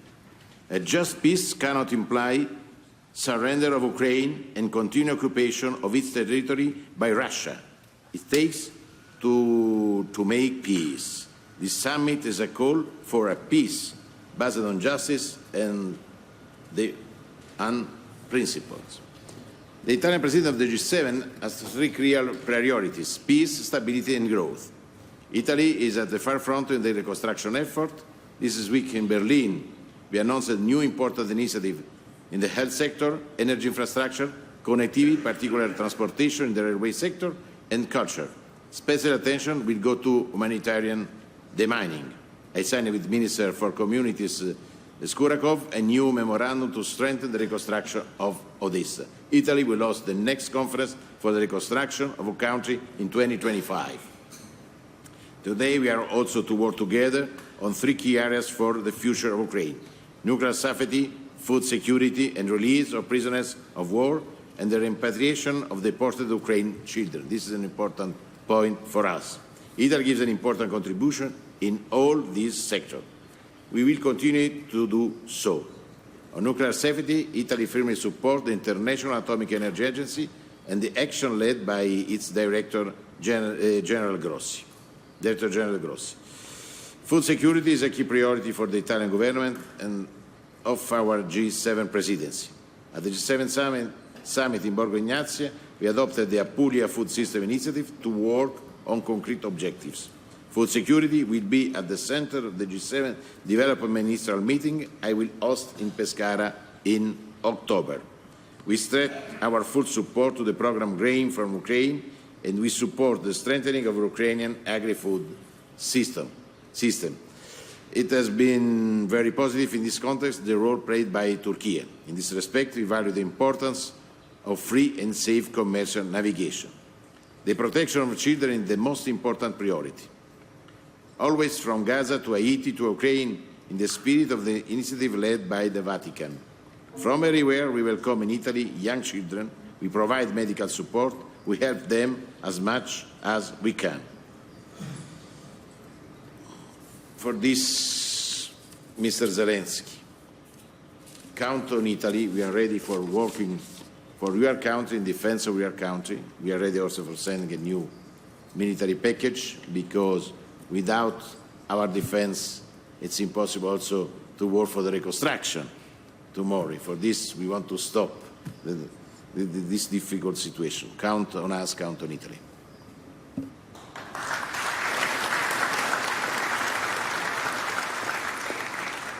Thank you, Deputy Prime Minister. And finally, it is my pleasure to hand over the floor to the President of France, Emmanuel Macron. Thank you, Ignacio, Mr. Chairman. Mr. President, dear Volodymyr, dear colleagues, ministers, I think there is a lot of convergence, which is not a big surprise around this table today. But just three remarks completely in line with what was said and try to gather the key ideas. First, all of us are committed to build a sustainable peace. And as it was mentioned by several of you, such a peace could not be a Ukrainian capitulation. This is why the precondition is to help Ukraine to resist in such a situation to this aggression, because there is one aggressor and a victim. Second, it's clearly to reiterate the fact that nobody in this room is in war against Russia. But everybody wants a sustainable peace, meaning a peace respecting international rule and restoring Ukraine in its sovereignty. Second, this war is a global issue. And I think such a gathering, and I want to congratulate your presidency, is the best evidence of the fact that from all continents, people are here to support peace in Ukraine. Because what is at stake are our international rules and the possibility to have peace everywhere. Because in launching this war, Russia decided first to be an imperialist regime. So we have to strengthen the fundamental principle of the UN Charter and international law in order to make borders and sovereignty being respected.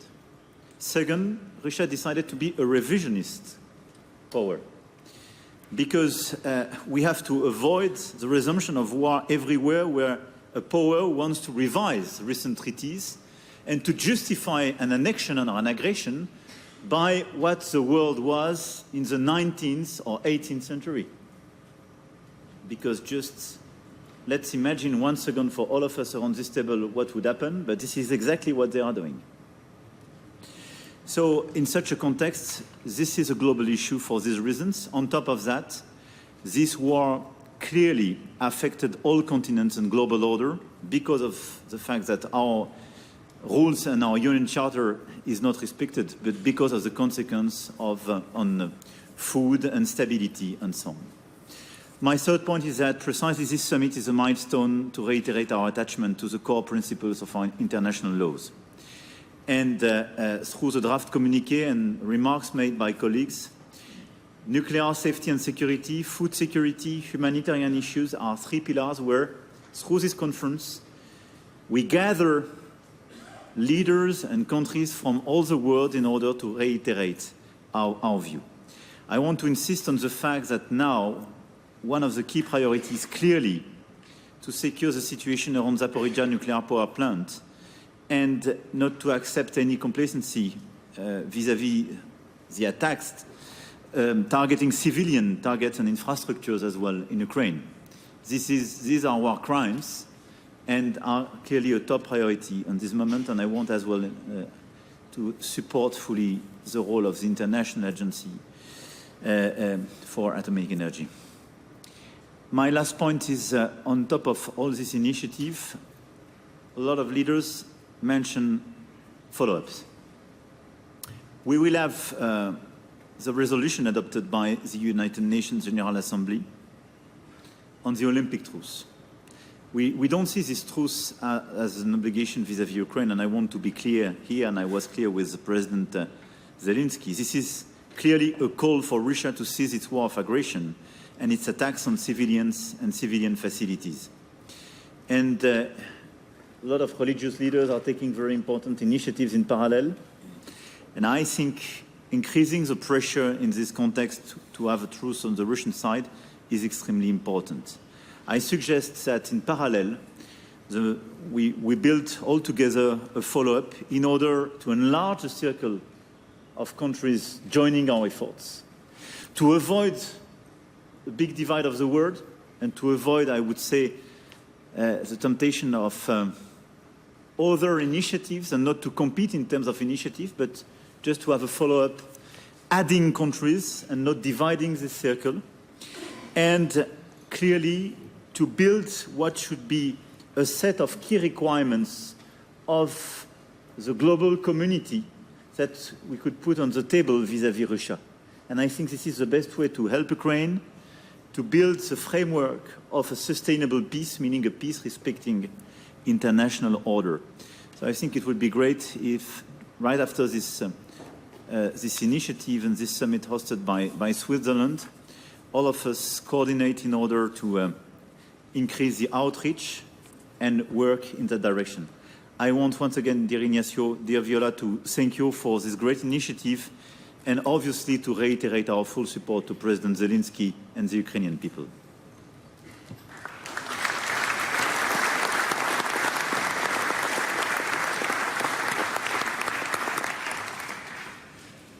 Monsieur le Président, thank you very much. Excellencies, ladies and gentlemen, please let me thank you all for this rich discussion. The head of protocol will now inform us how we proceed. Thank you, Mr. Cassis. Excellencies, ladies and gentlemen, I kindly ask now all heads of delegation and heads of delegation only to stand up and proceed to the door, the main door of the room, and follow the liaison officer to the site of the family photo. Please, all other delegates remain seated until we are gone. Otherwise, it's going to be a chaos. So please, only heads of delegation.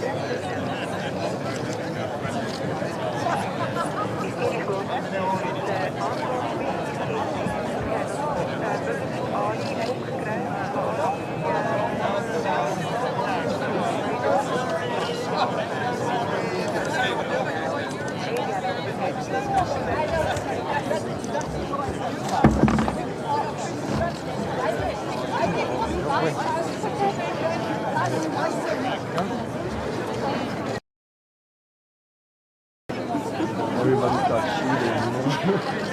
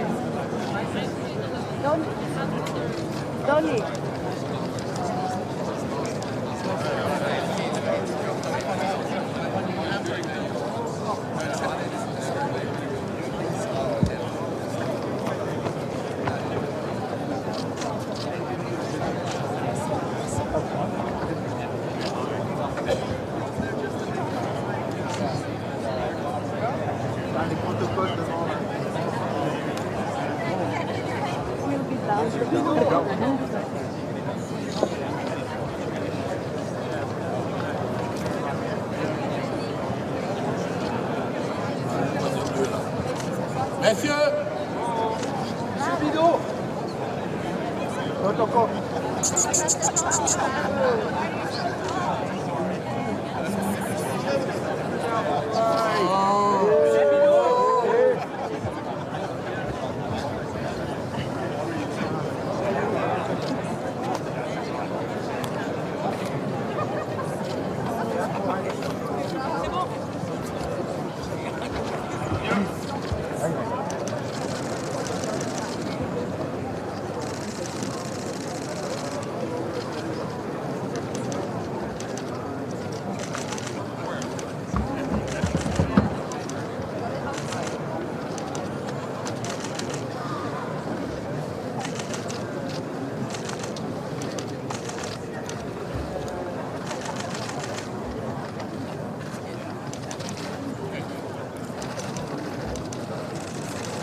Слава Україні!